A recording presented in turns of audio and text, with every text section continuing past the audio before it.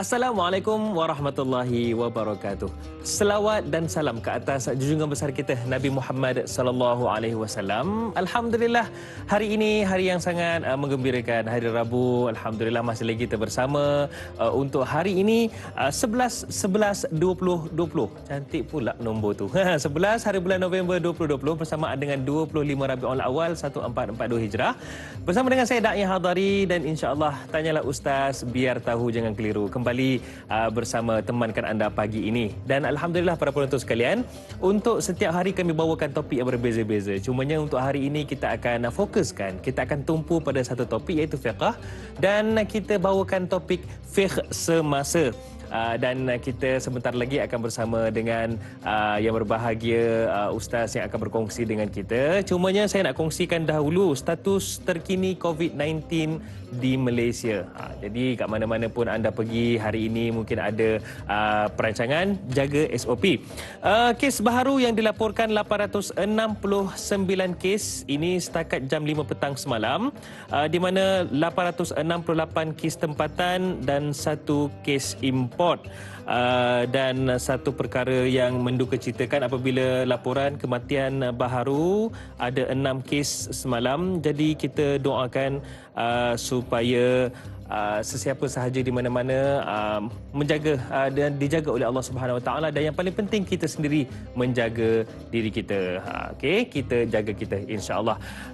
Baiklah para penonton sekalian, sekarang ini saya nak kongsikan apa sebenarnya yang kita akan berbincang sepanjang perbincangan kita Tanyalah Ustaz pagi ini. Situasi COVID-19 ini, pandemik COVID-19 ini sebenarnya bukan sahaja di Malaysia, akan tetapi di seluruh dunia. Persoalannya ialah ia terkait juga dengan fiqh, hukum hakam kita, daripada wajib, sunat, harus, makruh hinggalah haram. Jadi bukan senang sesuatu perkara ataupun satu-satu keputusan itu hendak dilaksanakan. Jadi ada musyawarahnya, ada pakar-pakarnya akan duduk semeja, akan berbincang, berdiskusi untuk kita dapat satu kata putus yang terbaik. Dan itu yang kita akan sama-sama dapatkan pencerahan. Dan bukan daripada saya. Pencerahan itu daripada panel kita yang kini berada di studio. Yang berbahagia Ustaz Mustafa Matsuki. Assalamualaikum Ustaz. Waalaikumsalam warahmatullahi wabarakatuh. Apa khabar kita? Alhamdulillah sihat. Alhamdulillah Ustaz ya. Ustaz kalau nak cari senang je, Sungai Buloh. Ustaz, okey Ustaz ya, Sungai Buloh. Okay. Alhamdulillah. Okay. Alhamdulillah. Okey Ustaz, banyak kita akan kongsikan. Cumanya kepada para penonton sekalian, bagi memudahkan pihak kami dan juga anda semua serta ustaz lah terutamanya, kami alu-alukan soalan. Cumanya kalau boleh soalan itu ringkas tapi padat. Senang untuk kita bacakan, untuk kita sama-sama kongsikan. Caranya macam mana? Da'i Hadari, senang saja. Anda boleh sahaja hubungi kami di talian 1-800-881677, atau boleh kongsikan soalan anda di ruangan komen di live Facebook kita, yang mana anda boleh kongsikan juga secara langsungnya di Tanyalah Ustaz TV3. Itu dia Facebook rasmi kami, insya-Allah. Okey, sama-sama kita akan tanyakan sebentar saja lagi. Baiklah, dengan lafaz bismillahirrahmanirrahim. Ustaz, situasi COVID-19, pandemik COVID-19 ni sebenarnya satu isu besar. Bukan sekadar di negara kita, bahkan masyarakat dan umat Islam di serata dunia mendepaninya. Jadi apa sebenarnya fiqh itu, dan bagaimana sangat penting fiqh ini dalam menentukan satu-satu kita tentukan untuk amal ibadat kita. Silakan Ustaz. Baik. Assalamualaikum warahmatullahi wabarakatuh. Innal hamdalillah nahmaduhu wa nasta'inuhu wa nastaghfiruh wa na'udzu billahi min shururi anfusina wa min sayyiati a'malina may yahdihillahu fala mudilla lahu wa may yudlil fala hadiya lahu. Asyhadu an la ilaha illallah wahdahu la syarika lahu wa asyhadu anna Muhammadan 'abduhu wa rasuluh. Allahumma salli wa sallim ala sayyidina Muhammad wa ala alihi wa ashabihi wa man tabi'ahum bi ihsani ila yaumiddin, amma ba'd. Yang muliakan Da'i Hadari, kemudian sidang penonton yang dirahmati Allah Subhanahu Wa Taala, mungkin ada start bermula pagi ni nak kerja daripada rumah. Betul. Ada juga yang mungkin diberi pelepasan untuk pergi ke tempat kerja dan sebagainya. Jadi semua ni mudah-mudahan alhamdulillah memberi keberkatan dalam kehidupan kita, insya-Allah. Jaga kerja kita, kerja betul-betul. Dan buat tanggungjawab itu niat kerana Allah Subhanahu Wa Taala. Jadi bila kita berbincang tentang fiqh, isunya adalah fiqh semasa. Jadi secara umumnya kata Imam Al-Ghazali rahimahullah, fiqh ini ataupun kehidupan manusia ni khususnya difokuskan kepada para alim ulama, dia mempunyai wahyu dan akal. Jadi wahyu dan akal ni, wahyu itulah Quran dan sunnah, daripada Allah Subhanahu Wa Taala. Adapun akal itu juga adalah anugerah daripada Allah Subhanahu Wa Taala. Anugerah Allah. Anugerah Allah. Dan isunya adalah bila mana manusia ini dia sentiasa berhadapan dengan isu-isu yang baru. Jadi bila isu-isu yang baru, isu-isu semasa memang tidak ada dalam nas ataupun tidak ada dalam Quran dan Sunnah secara khusus. Secara khusus. Akan tetapi prinsip dan kaedah umum itu, maka akal para mujtahid, para alim ulama, mereka berijtihad mengeluarkan fatwa dan sebagainya berdasarkan konsep asas daripada akal mereka, perbincangan mereka, kaedah mereka, dan akhirnya mengeluarkan fatwa dan juga isu-isu yang berkaitan dengan khususnya COVID-19 yang kita hadapi pada hari ini. Jadi boleh kita katakan bahawa apakah maksud fiqh mu'asarah ataupun mu'asirah ataupun kita panggil juga fiqh nazilah, maksudnya fiqh semasa. Jadi kata Imam Ibn Abidin rahimahullah, kata beliau dalam Majmu' Risalah beliau, maksudnya adalah satu fatwa, satu realiti semasa yang mana dikeluarkan oleh para ulama mujtahid pada zaman ini, yang mana tidak ada dia punya perbincangannya itu dalam kitab-kitab mazhab yang lepas. Tidak ada. Maksudnya penjarakan ke, hand sanitizer ke, bawa solat boleh ke tak, contohnya. Maka benda tu tidak ada zaman dulu. Maka dibincangkan zaman sekarang ni, dan dia memerlukan kepada ijtihad, fatwa dan mereka yang alim di dalam bidang masing-masing untuk mengeluarkan satu resolusi ataupun satu fatwa. Dan para ulama membincangkan, dia terbagi kepada dua. Satu dipanggil sebagai satu kaedah, itulah dipanggil mahdah. Mahdah ni maksudnya satu benda yang tak pernah berlaku langsung pada zaman Nabi SAW, pada zaman sahabat ataupun pada ketika mana wahyunya turun. Sebagai contoh, bank susu. Kan bank susu ni kita ada bank darah. Bank susu ni maksudnya apa? Bagi ibu-ibu, ibu tumpang ataupun kita boleh katakan sebagai dia menyusukan anak tapi bukan anak dia. Ataupun dia boleh letak dalam satu bekas ataupun di hospital, kemudian diberi susu kepada satu orang anak-anak tertentu dan dijadikan mungkin kita kata sebagai anak susuan. Jadi Malaysia bila mana berbincang tentang fatwa ni, dia satu isu yang sangat besar dan mereka memutuskan bahawa setakat ni tidak diperlukan lagi. Tidak diperlukan lagi. Jadi maksud benda ni tak pernah berlaku, tapi fatwa itu akan ada sentiasa keluar, dibincangkan oleh para ulama disebabkan isu-isu yang berlaku. Itu isu semasa tu. Isu semasa tu. Itu satu. Kemudian yang kedua ada dipanggil nisbiyah. Nisbiyah ni maksudnya zaman dulu secara umumnya ada, tetapi zaman sekarang ni kita lebih nak praktikkan berdasarkan isu-isu yang berkaitan dengan isu semasa. Sebagai contoh kita kata wakaf tunai. Jadi wakaf ni biasanya dalam mazhab Imam Syafi'i rahimahullah, satu orang yang mewakafkan hartanya, contohnya duit, dia tetap kena tukar kepada aset. Contohnya bangunan ke, tanah ke apa semua. Tapi sekarang ni praktikalnya wakaf tunai itu sendiri adalah duit itu sendiri wakaf. Itu satu benda yang penemuan, bukan penemuan lah, isu yang baru dibincangkan baru. Dan contohnya macam di Kelantan saya pernah bentangkan isu berkaitan dengan fatwa ini, juga berkaitan di Selangor, di Negeri Sembilan mereka telah luluskan. Maksudnya kalau kita wakaf tunai, jadi dia lebih banyak untuk digunakan. Contohnya beasiswa, contohnya bayar gaji ketenteraan sebagai contoh.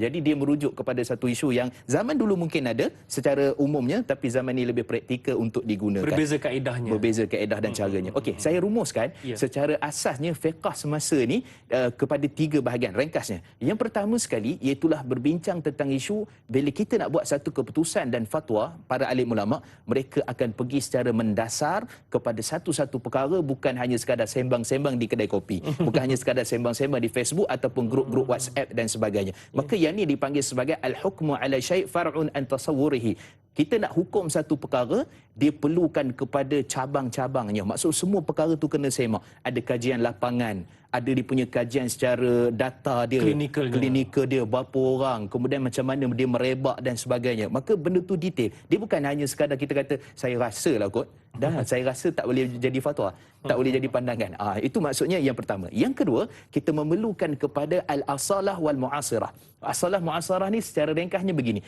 Apa yang ada dalam Quran dan Sunnah Nabi SAW dijadikan sebagai panduan umum. Dan kemudian segala isu-isu yang baru ni kita akan tampal dan akan ikut apa yang ada di bawah garis panduan Quran dengan Sunnah.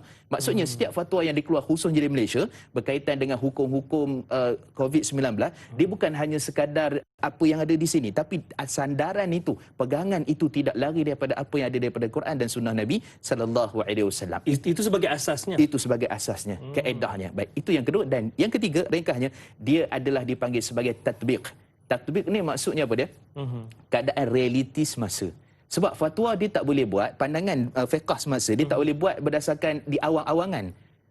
Kan? Contohnya kita kata keluar satu fatwa, macam mana kita nak ikut, macam mana nak buat, tak boleh nak buat, tak boleh nak ikut. Maka fatwa mesti berdasarkan realiti, berdasarkan konsep maqasidus syariah, berdasarkan ijtihad para ulama yang muktabar, dan akhirnya disimpulkan. Maka itulah terjadinya fatwa yang dikeluarkan oleh majlis-majlis agama, dikeluarkan oleh institusi fatwa, pusat zakat sebagai contoh, ataupun JAKIM sebagai contoh. Maka yang itulah menjadi resolusi kepada kita untuk kita ikut, dan kita pergi kepada satu perkara itu untuk kita menghasilkan ibadah insya-Allah diterima oleh Allah. Disebabkan apa? Kerana yang buat ni bukan calang-calang orang, yang buat ni para alim ulama mujtahid, yang mana insya-Allah mudah-mudahan memberikan nikmat kepada kita dalam beribadah kepada Allah Subhanahu wa taala. Di samping itu keselamatan pun terjaga. Ya. Itu dia Ustaz ya. Bila dengar Ustaz sebut satu persatu ni, maksudnya Ustaz bukan senang satu-satu keputusan daripada majlis fatwa terutamanya. Bukan senang untuk dilakukan satu-satu tu Ustaz ya. Betul. Prosesnya, kajiannya, rujukannya, musyawarahnya Ustaz. Subhanallah. Cumanya Ustaz, sebelum kita nak raikan soalan-soalan daripada para penonton kita, bergantung daripada kita balik kepada apa yang Ustaz kongsikan sebagai daripada mukadimah tadi. Jadi masyarakat ini perlu sedar bahawasanya kita bergantung, kita perlu merujuk secara wajibnya kepada para ulama yang telah memutuskan satu-satu perkara, kerana bukan senang. Bahkan kajian juga secara terperinci. Jadi perlu ada satu persoalan daripada masyarakat. Silakan Ustaz. Baik, bismillah wassalatu wassalamu ala Rasulillah. Imam Al-Qarafi dalam kitab beliau Al-Furuq menyebutkan satu kaedah yang sangat penting. Bila mana contohnya isunya begini, ustaz tu kata lain, ustazah ni kata lain, Yang A cakap lain, A cakap lain, ataupun orang awam yang tu di Facebook dia kata lain, yang ni pula kata lain, B cakap lain, B cakap lain. Jadi akhirnya menjadikan manusia macam mana ni, masyarakat awam pula macam mana ni yang bercakap ni ada dia punya realitinya ataupun ada level tersendiri, autoritinya. Maka saya sebut mudah saja, iaitulah apa dia kata Imam Al-Qarafi, al-hukmu al-hakim yarfa'u khilaf, iaitulah keputusan pemerintah mengangkat khilaf. Maksudnya bila pemerintah sama ada di negeri ataupun di peringkat majlis fatwa sebagai contoh telah mengeluarkan satu resolusi dan fatwa, maka semua pandangan-pandangan yang tadi tu kita kata bukan kita tak boleh nilai, kita boleh baca, kita boleh lihat, kita boleh nilai, akan tetapi hukum yang asal kita pergi kepada apa yang telah dikeluarkan oleh pemerintah. Maka ini kaedah fiqh yang mana dipakai oleh seluruh para ulama. Semua utusan-utusan ada perbezaan, ada khilaf di kalangan di situ di sini, ada A, ada B, ada C dan sebagainya. Maka fatwa ataupun hukum pemerintah dia akan diangkat sebagai peranan dalam fatwa dan dia dijadikan sebagai kaedah untuk beramal. Itu kaedahnya. Keseragamannya kat situ. Ya, keseragamannya. Jadi keputusan para pemerintah itu. Betul. Okey, Ustaz, alhamdulillah banyak yang kita dapat. Itu baru mukadimah Ustaz. Saya yakin lagi mungkin para penonton mungkin ada soalan yang diajukan. Kami alu-alukan caranya macam mana. Terus sahaja hubungi kami di talian 1-800-88-1677 ataupun boleh sahaja ke Facebook kami Tanyalah Ustaz. Kita raikan Tanyalah Ustaz TV3, itu Facebook kami. Kami raikan soalan anda. Kalau nak tanya berkaitan fiqh, berkaitan dengan pandemik COVID-19 pun kami alu-alukan, insya-Allah sama-sama kita dapat pencerahan pada pagi ini. Okey Ustaz, soalan ni sangat cantik juga daripada sahabat kita Faizal bin Ahmad di Facebook. Kita sama-sama bacakannya. Assalamualaikum Ustaz Da'i. Garis panduan tentang sesuatu hukum dalam Islam itu sudah ditetapkan. Sahih? Dalam situasi bagaimanakah sesuatu hukum itu boleh berubah-ubah mengikut keadaan semasa? Bagaimana pula dalam sesuatu perkara ulama pula berbeza pendapat tentang satu-satu hukum. Silakan Ustaz. Baik, bismillah wassalatu wassalamu ala Rasulillah.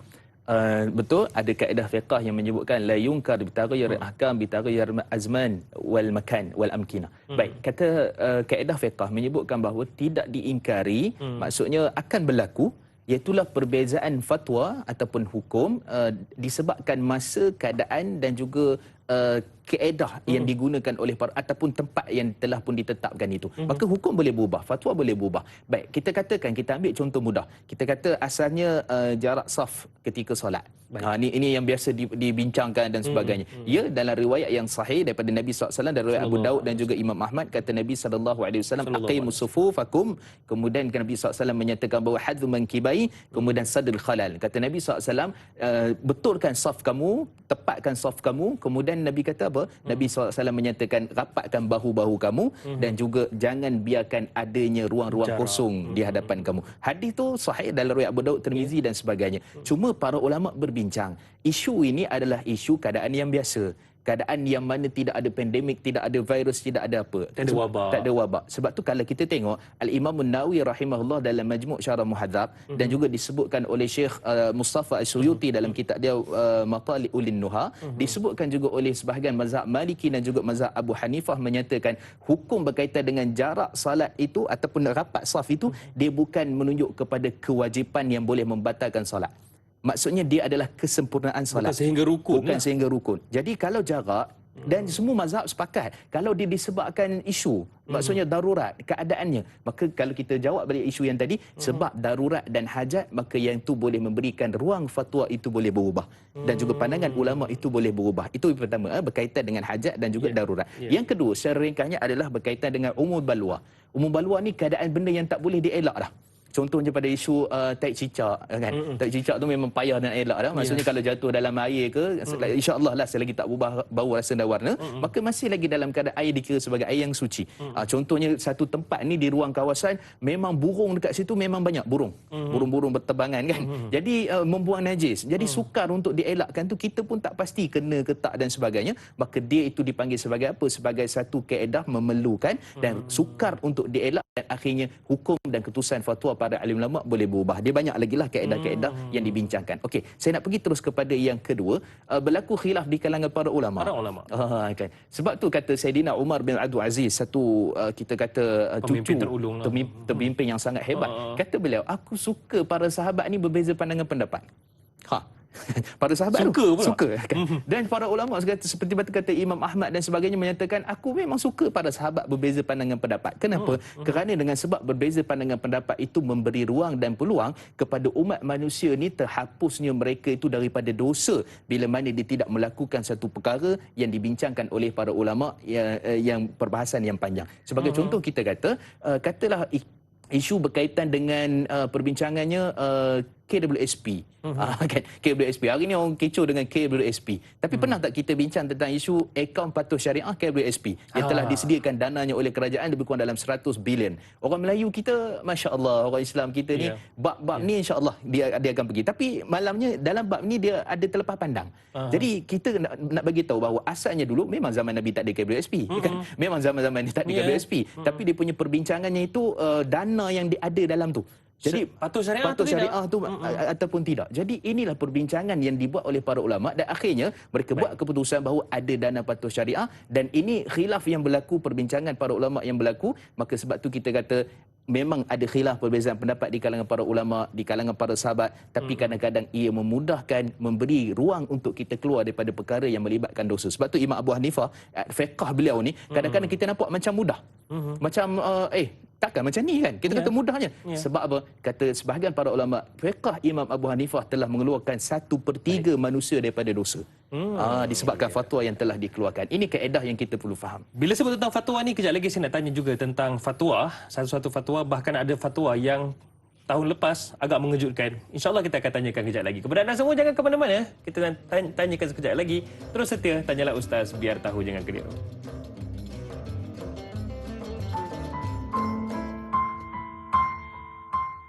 Bismillahirrahmanirrahim. Allahumma inna na'udzu bika minal barasi wal jununi wal judhami wa min sayyi'il asqam.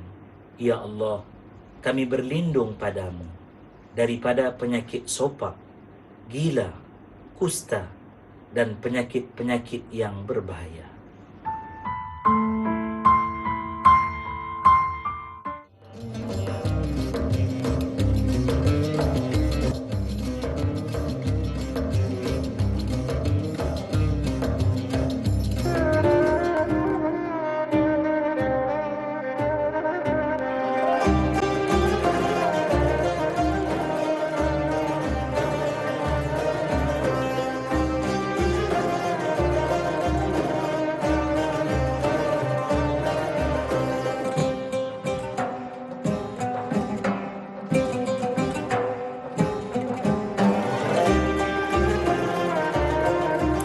Tak kisah di mana sahaja anda berada, terima kasih kerana terus setia bersama Tanyalah Ustaz, biar tahu jangan keliru. Dan kepada yang baru menonton, alhamdulillah hari ini kita sama-sama bincangkan topik yang sangat besar, luas skopnya. Namun ia terkait dengan isu semasa, iaitu mungkin kita boleh fokuskan kepada pandemik COVID-19 ini. Jadi kita bincangkan hari ini fiqh semasa bersama dengan yang berbahagia Ustaz Mustafa Matsuki. Baiklah Ustaz, saya tertarik dengan apa yang Ustaz kongsikan tadi di awal tadi. Bagaimana fiqh nazilah ini ada beberapa cabang lah, iaitu antaranya mardah, iaitu perkara yang tiada masa lalu. Kemudian yang satunya iaitu nisbiyah. Ia pernah berlaku, cumanya keadaan ataupun arus masa itu menyebabkan ia kaedahnya berbeza. Jadi saya tertarik untuk tanya soalan ini Ustaz ya. Haji. Ia terkandung, ialah perkara ini berlaku pada tahun lepas, tapi nak ceritanya kat sini ia dikenali, ia juga tergolong dalam nisbiyah, betul Ustaz ya? Betul. Bagaimana kaedah itu berbeza, tapi pernah berlaku pada zaman dahulu. Cumanya Ustaz, ia satu pandemik yang melibatkan serata dunia, bahkan terkejut, ada antara kita terkejut, ialah tak pernah berlaku, terkejut, tak dapat pergi haji. Bagaimana Ustaz, sebenarnya fatwa-fatwa yang macam Ustaz kongsikan di awal tadi, fatwa-fatwa itu sebenarnya ditentukan melalui kajian-kajian yang terperinci. Bagaimana situasi, sebagai contoh saya ambil tadi, iaitu haji. Ibadat haji ini, ia satu gambaran yang menunjukkan bahawasanya walaupun ia adalah wajib, tetapi ada perkara-perkara yang seperti mana sabda Nabi SAW yang Nabi pesankan, kalau ada satu wabak di satu tempat itu, jangan kamu masuk. Dan kalau kamu berada di dalamnya, jangan kamu keluar. Silakan Ustaz. Baik, bismillah wassalatu wassalamu ala Rasulillah.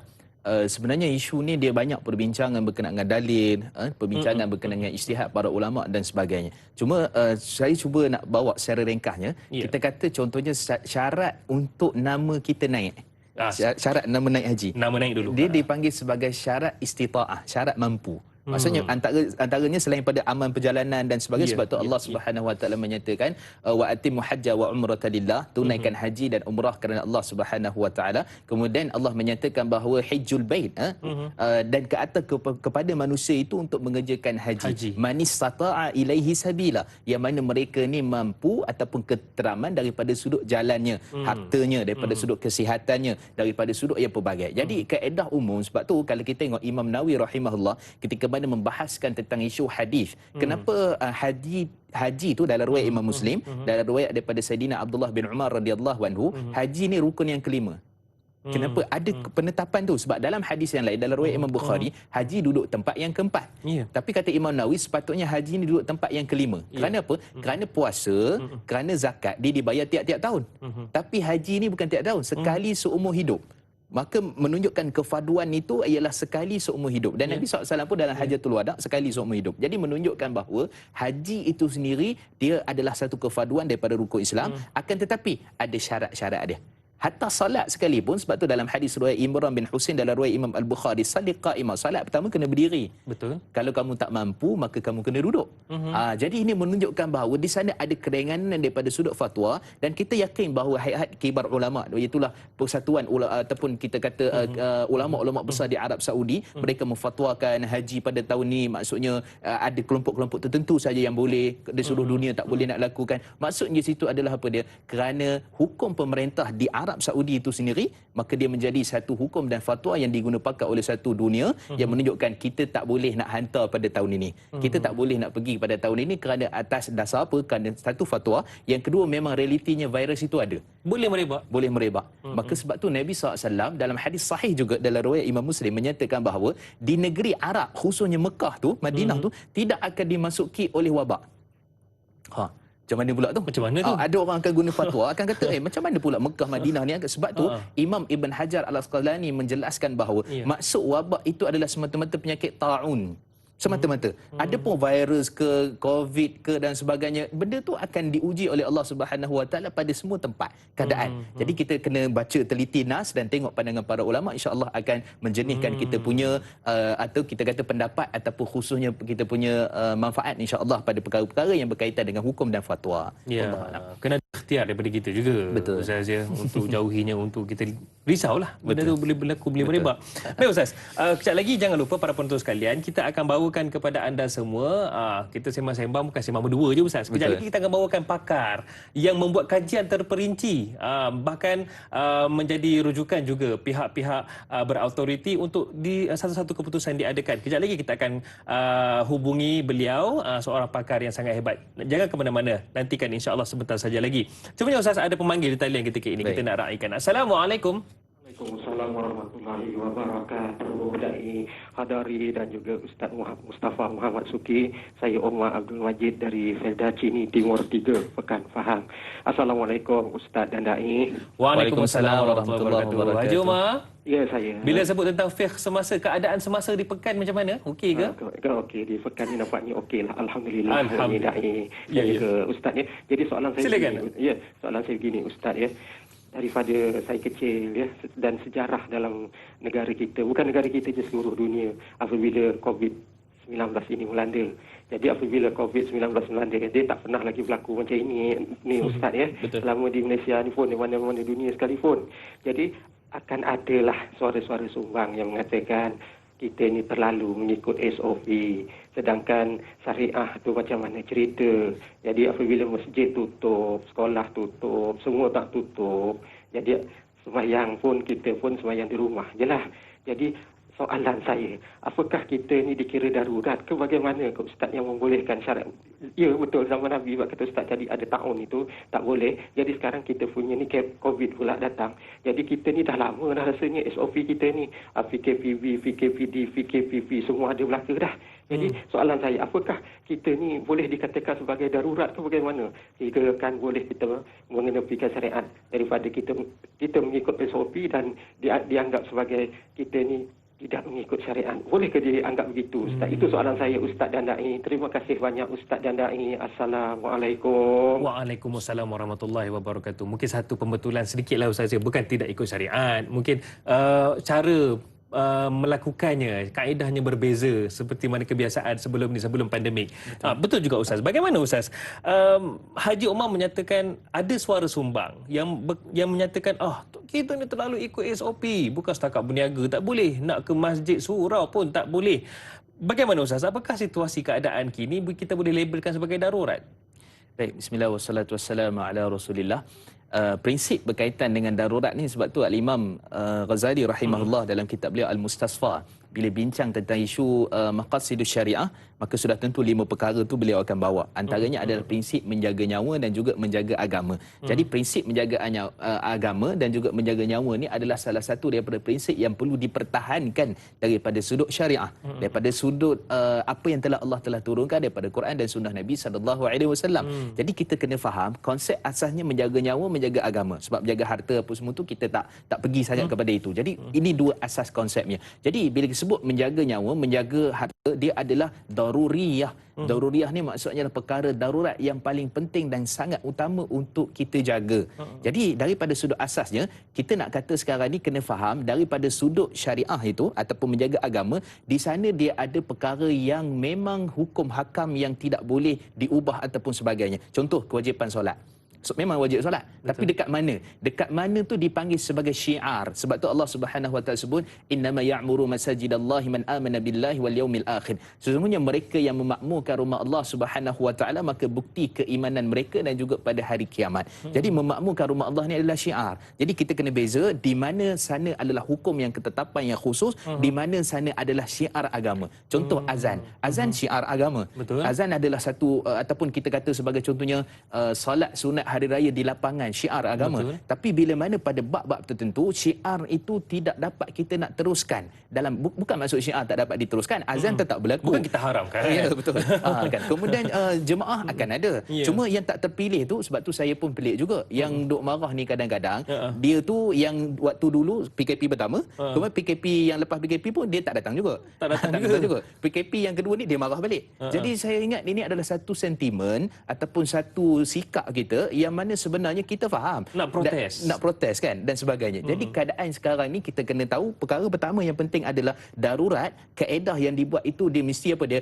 Maslahah ammah, iaitu kepentingan ramai didahulukan kepada kepentingan individu. Ini perkara yang kita sangat perlu faham berkaitan dengan kepentingan ini. Maksudnya kepentingan umum masyarakat, kemudian setempat, keadaan manusia dan sebagainya, dia didahulukan daripada kepentingan individu. Betul, kita nak pergi solat Jumaat ataupun solat jemaah secara individu. Akan tetapi kita faham di sana ada ruang, dan kalau kita tengok tadi 40,050 maksudnya yang terkena COVID. Betul, COVID tu betul ada tu. Bukan tipu-tipu. Ia wujud, bukan cobaan. Dia bukan cobaan. Betul-betul. Jadi menunjukkan bahawa benda ni dia bukan mainan. Ada orang kata dituduh macam KKM saja je keluarkan supaya kita takut. Ada juga yang kata macam tu. Jadi kita kena faham betul-betul benda ni adalah realiti sebenar. Maka sebab tu masalah kepentingan umum didahulukan daripada kepentingan individu. Yang pertama. Yang kedua, daripada sudut asasnya kepentingan itu menjaga syariat. Maksudnya apa? Kalau kita kata contohnya tak ada solat jemaah di masjid, tetap akan ada azan. Tetap akan ada, sebab tu jemaah tu fardu kifayah kalau ikut sebahagian pada pandangan Imam Ahmad dan sebagainya. Adapun mazhab Imam Syafi'i, hukumnya adalah sunat yang sangat dituntut. Dan sebahagian para ulama antaranya disebut oleh Mawardi dan sebagainya, Imam Mawardi dalam kitab beliau Hawi Al-Kabir menyatakan bahawa sebahagiannya adalah menyatakan wajib untuk solat berjemaah. Jadi kalau wajib ataupun kita kata dalam keadaan sedemikian, bukan kepada semua, tapi dia adalah fardu kifayah, fardu bagi mereka yang mampu. Ini bukan isu mampu tak mampu, isunya masalah keadaan itu masih lagi dalam ruang lingkup yang membimbangkan keadaan itu. Jadi sebab tu kita berdoa kepada Allah Subhanahu Wa Taala, mudah-mudahan dan ada juga orang kata kita dah banyak doa dah Ustaz, 6 bulan dah kan. Tak habis PKP apa semua ni dah banyak doa dah. Kita kata kita terlalu malam yasta'jil, kata Nabi dalam riwayat Imam Muslim. Doa ni maksudnya adalah selagi mana kamu tak gopoh-gapah. Aku dah doa tapi belum lagi dimakbulkan. Jadi memang tak makbul lah. Kan? Jadi sebab tu kita jangan gopoh-gapah 6 bulan ke setahun. Kita pun tak tahu sampai bila. Tapi daripada sudut asalnya apa yang telah disediakan, kita ikut hukum yang telah ditetapkan oleh pemerintah, dan dia sebenarnya bukan menolak syariat. Bukan menghilangkan syariat.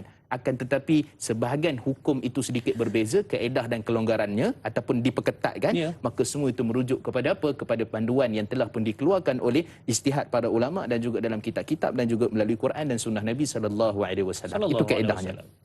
Para penonton sekalian, jika di negara lain ada pemimpin yang tidak ambil tahu tentang rakyatnya, namun alhamdulillah di negara kita para pemimpin, umara dan juga para ulama dan umara melakukan banyak perkara untuk yang terbaik bagi rakyatnya, masyarakatnya. Tapi kita bising pula. Kalau di luar negara, bising kerana pemimpin tak ambil tahu. Kita bising pula bila banyak SOP. Pelik juga Ustaz ya. Tapi okey Ustaz, ada soalan daripada Kak Pah, Kepah Abimat di Facebook ni. Katanya, soalan saya, di masa kini banyak yang berkeluh kesah dan risau akan ekonomi. Tadi sembang tentang ibadah, betul. Ini ekonomi pula ya. Berkeluh kisah dan risau akan ekonomi dalam rumah tangga yang tidak stabil, dan ramai yang akan tertekan apabila pandemik COVID yang melanda kita. Adakah dengan berkeluh kisah kita minta maaf, saya tersilap pula sebutnya. Adakah dengan berkeluh kesah kita tidak terima dengan ujian Allah kepada kita ni Ustaz? Boleh ke Ustaz? Mohon Ustaz huraikan. Baik, bismillah wassalatu wassalamu ala Rasulillah.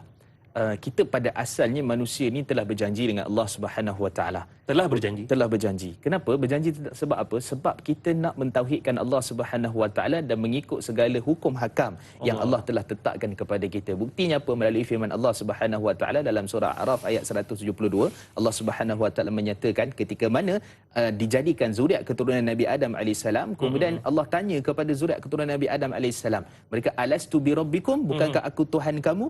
Qalu bala syahidna. Mereka berkata bahawa kami telah bersaksi bahawa kami adalah Tuhan kamu. Dan waktu itu kata Nabi SAW dalam hadis sahih riwayat Imam Ahmad, Nabi SAW menyatakan bahawa akhadallahu mithaq min zuhril Adam. Allah Subhanahu Wa Taala telah mengambil perjanjian. Perjanjian apa? Kepada umat manusia daripada apa? Daripada mentauhidkan Allah, kemudian mengikut mengikut segala hukum hakam kefarduan ditetapkan lagi sejak di alam ruh lagi. Maka menunjukkan semua perkara ni kita telah berjanji di sisi Allah Subhanahu Wa Taala. Cuma kadang-kala manusia ni dia ada waktu-waktu tertentu yang diuji sebagai contoh tadi, ketetapan tertentu, dan akhirnya dia akan jadi tertanya-tanya. Dia bukan memsoalkan berkaitan dengan qada dan qadar, tapi dia cuma kadang tak sedar hati, cuma kadang dia risau, dia keluh kesah dan sebagainya, dan akhirnya ke mana perginya? Adakah dia melibatkan terhakisnya tauhid ke ataupun terhakisnya hukum hakam syarak? Jawapannya sifat manusia memang begitu. Sebab tu kata Allah Subhanahu Wa Taala, wa khuliqal insanu dha'ifa. Allah telah jadikan manusia dalam keadaan lemah. Jadi lemah di sini daripada sudut yang berbagai, daripada sudut kejadiannya, dari sudut penghidupan dan sebagainya. Maka sebab tu manusia bila mana diuji oleh Allah Subhanahu Wa Taala dengan keadaan yang sedemikian, dia akan mencari ruang-ruang dan peluang. Macam mana ni? Apa aku nak buat? Kemudian begini dan begitu dan seterusnya. Cuma saya ingatkan tuan-tuan, bila berlaku dengan keadaan yang seperti ini, kita kena, dalam riwayat Imam Tirmizi kata Nabi sallallahu alaihi wasallam, jangan seorang la tamutul ahad, jangan salah seorang kamu daripada kemudian meninggal dunia illa yuhsinu billah, melainkan dia tu yuhsinu dhann billah, melainkan dia husnuzan, berbaik sangka kepada Allah Subhanahu Wa Taala. Insya-Allah ada rezeki, dan semua orang susah. Saya pun susah, dan yang hadari pun susah. So kita duk fikir kadang-kadang macam mana kehidupan kita ni. Ni 6 bulan lagi akan datang. Contoh, 3 bulan akan datang. Maka semua orang akan menghadapi kesusahan ini, bukan hanya sekadar orang yang bercakap, bukan hanya sekadar kita yang ada di kaca televisyen, bukan semua orang akan hadapi. Jadi daripada sudut ini, perkara yang sangat penting kita berbaik sangka kepada Allah Subhanahu Wa Taala, dan mudah-mudahan Allah akan berikan kita ruang peluang jalan keluar. Dan insya-Allah kata Nabi SAW dalam riwayat Imam Tirmizi, selagi dalam hadis yang sahih, selagi mana Allah jamin rezeki dia, lan tamutu ahad, kamu tidak akan mati meninggal dunia. Maksudnya selagi mana ada rezeki yang akan masuk tu, percayalah Allah Subhanahu Wa Taala tidak akan mematikan kamu dengan apa keadaan sekalipun, melainkan dengan izin Allah Subhanahu Wa Taala. Wallahu a'lam. Sekarang ni ramai dah yang tertanya-tanya, dah bising dah pun Ustaz. Habis tu macam mana ni tahun depan ni? Nak beli baju sekolah ke tidak ni? Ramai yang tanya dah Ustaz. InsyaAllah. Baiklah kepada anda semua, nantikan sebentar sahaja lagi kita akan sama-sama terus lagi berbincang tentang fiqh semasa ini. Kita rehat seketika. Jangan ke mana-mana, kembali selepas ini Tanyalah Ustaz, biar tahu jangan keliru.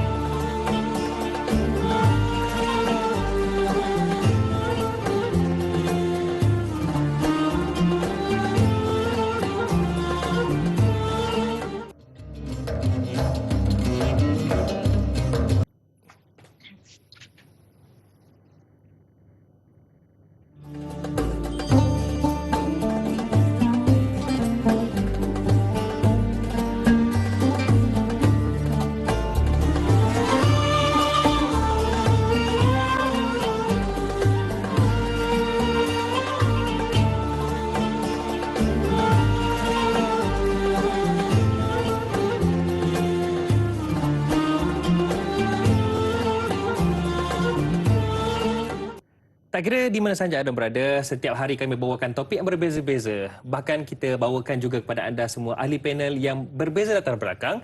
Namun tujuannya sama, iaitu kita nak bawakan kefahaman dan juga penjelasan mengenai sesuatu perkara, terutamanya berkaitan dengan agama. Itulah Tanyalah Ustaz, biar tahu jangan keliru.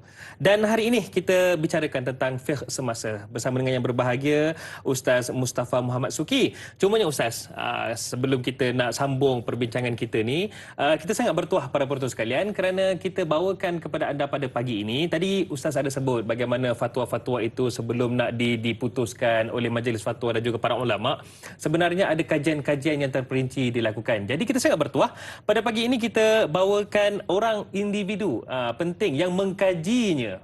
Jadi kita bawakan kepada anda semua yang berbahagia Profesor Dr. Fariza Mat Syam, merupakan pengarah kepakaran dakwah dan pembangunan remaja dari Institut Islam Haldari Universiti Kebangsaan Malaysia. Assalamualaikum Prof. Waalaikumsalam warahmatullahi wabarakatuh. Apa khabar kita Prof? Alhamdulillah baik, alhamdulillah. Baik, alhamdulillah. Saya wakil bagi seluruh kru produksi mengucapkan terima kasihlah kepada Prof kerana sudi untuk meluangkan masa pada pagi ini bersama dengan kami semua. Ya, terima kasih juga kerana Baik. sudi menjemput saya dalam rancangan. Alhamdulillah. Okey Prof, bila kita sebutkan tentang kajian ni, kita nak tahu juga sebab dikabarkan Prof dan juga pasukan Prof telah melakukan banyak kajian, terutamanya ada kajian yang melibatkan penjarakan sosial solat berjemaah di masjid dan surau yang melibatkan 6,000 responden. Bagaimana pelaksanaan kajian itu dilaksanakan dan bagaimana keputusannya? Ya, terima kasih kepada saudara Ustaz Hadari. Nama ni sama dengan Itulah. Ustaz Hadari yang sedang saya menajuinya ya di Ya, silakan. Bahasa Malaysia.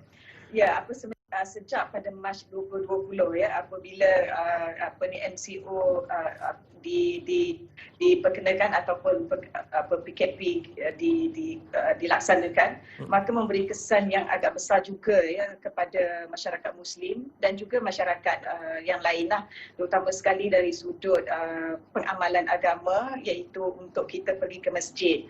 Itu apabila adanya SOP bahawa sewaktu pandemik itu sangat meningkat, maka kita tidak dibenarkan untuk solat berjemaah di masjid, sama ada solat 5 waktu ataupun solat Jumaat. Dan hari ini pun perintah yang sama, apabila gelombang ketiga ini sangat menakutkan kita, pandemik, maka SOP-nya kembali ketat ya. Dan kita gembira sekejap ya apabila sewaktu digit turun ya, jumlah itu kita boleh pergi ke masjid, terutama sekali yang maknanya di masjid-masjid yang besar dibenarkan dah dengan penjarakan SOP tertentu. Tapi oleh itu, untuk mendapatkan gambaran yang sebenar bagaimana perasaan dan kesannya SOP ini, terutama sekali penjarakan sosial ataupun penjarakan fizikal yang dilaksanakan di masjid dan di surau, bagaimana perasaan ataupun kesan kepada masyarakat Muslim. Oleh itu, kami daripada Institut Islam Hadari telah mengambil inisiatif untuk mengkaji tentang kesan penjarakan sosial ataupun penjarakan fizikal ini, social distancing, terhadap pelaksanaan solat jemaah di masjid. Kajian ini telah diketuai oleh Profesor Dr. Khairul Anwar Masdo, fellow kami, dan juga ahli-ahli riset daripada Datuk Izahar Arif, Profesor Madia Dr. Adib Samuri, Profesor Dr. Fazilah, dan bersama dengan saya. Jadi kami telah menjalankan kajian ini dengan instrumennya terdiri daripada soal selidik yang kami edarkan secara Google Form terhadap 7,400 jemaah kita yang terdiri daripada pelbagai peringkat umur dan juga peranan mereka di masjid. Ada yang imam, ada jemaah, ada jawatan kuasa masjid, dan sebanyak 7,400 kita edarkan itu dijawab ataupun dikeling datanya sehingga tinggal 6,690 maknanya responden kita. Lelaki terdiri daripada 5,573 responden, iaitu 83% daripada keseluruhan, dan ada juga di kalangan jemaah wanita yang menjawab lebih kurang 1,117 ataupun 16.9%. Jadi kajian ini sangat menarik.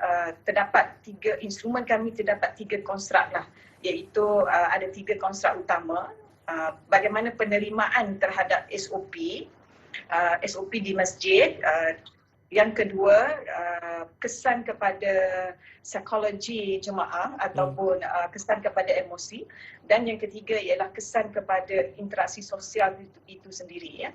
Jadi kajian ini satu yang sangat menarik, iaitu kami dapati penerimaan kepada SOP, maknanya masyarakat kita menerima, masyarakat Islam menerimanya. Baik.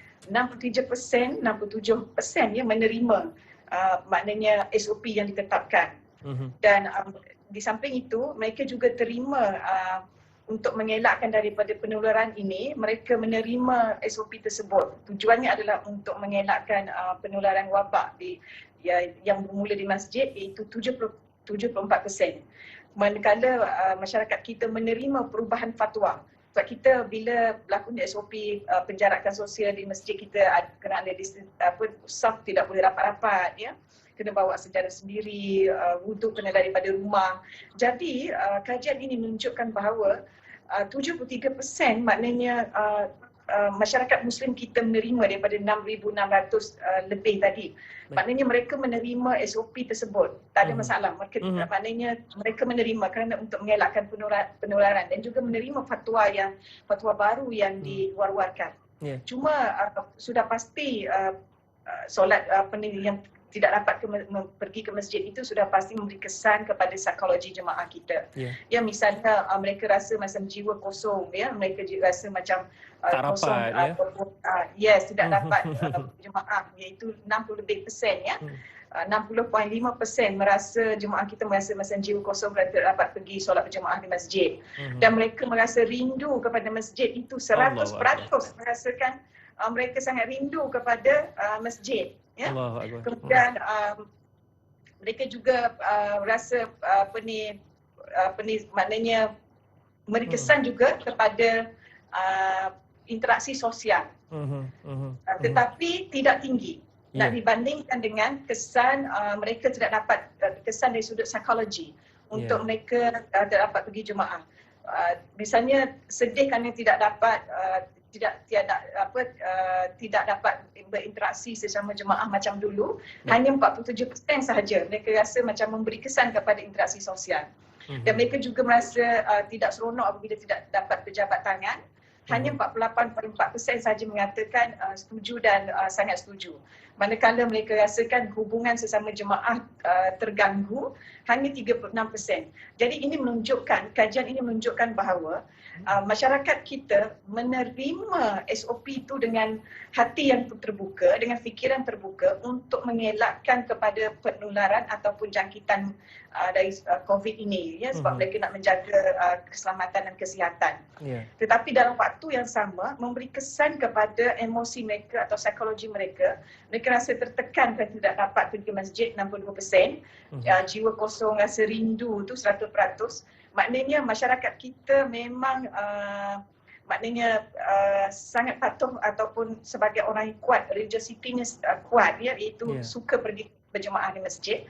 Namun begitu, mereka tidak mengatakan bahawa dengan tidak berjemaah di masjid itu mengganggu dari sudut interaksi sosial mereka. Maknanya tidaklah setinggi dapatan itu. Ada tetapi tidaklah setinggi kesan psikologi. Jadi ini menunjukkan bahawa interaksi sosial itu tidak semestinya hanya berlaku di masjid sahaja. Walaupun betul ia pusat silaturahim dan sebagainya, tetapi tidak semestinya. Ini kerana menunjukkan bahawa hari ini kan pelbagai media kita boleh berinteraksi sama jemaah, sesama jiran dan sebagainya. Tidak semestinya di masjid lah. Namun begitu kita mengharapkan bolehlah pihak-pihak tertentu berwajib di penguasa agama dan juga mungkin MKN, kami bersedia kalau nak dibentangkan secara lebih detail lagi dan dengan pelan-pelan tindakan yang mungkin kita boleh revise sikit SOP ini. Mungkin ada sudut-sudut tertentu, kawasan tertentu kita boleh buka. Cumanya Prof, kita nak tahu jugalah, mungkin para penonton juga nak tahu, cantik juga soal ini saya wakil bagi pihak ustaz lah di studio ini. Ada tak setelah fatwa-fatwa itu dilaksanakan, setelah kajian itu terperinci dibuat, ada tak yang merasakan bahawa tindakan ataupun satu keputusan itu seolah-olah macam menyusahkan? Ada tak, Prof?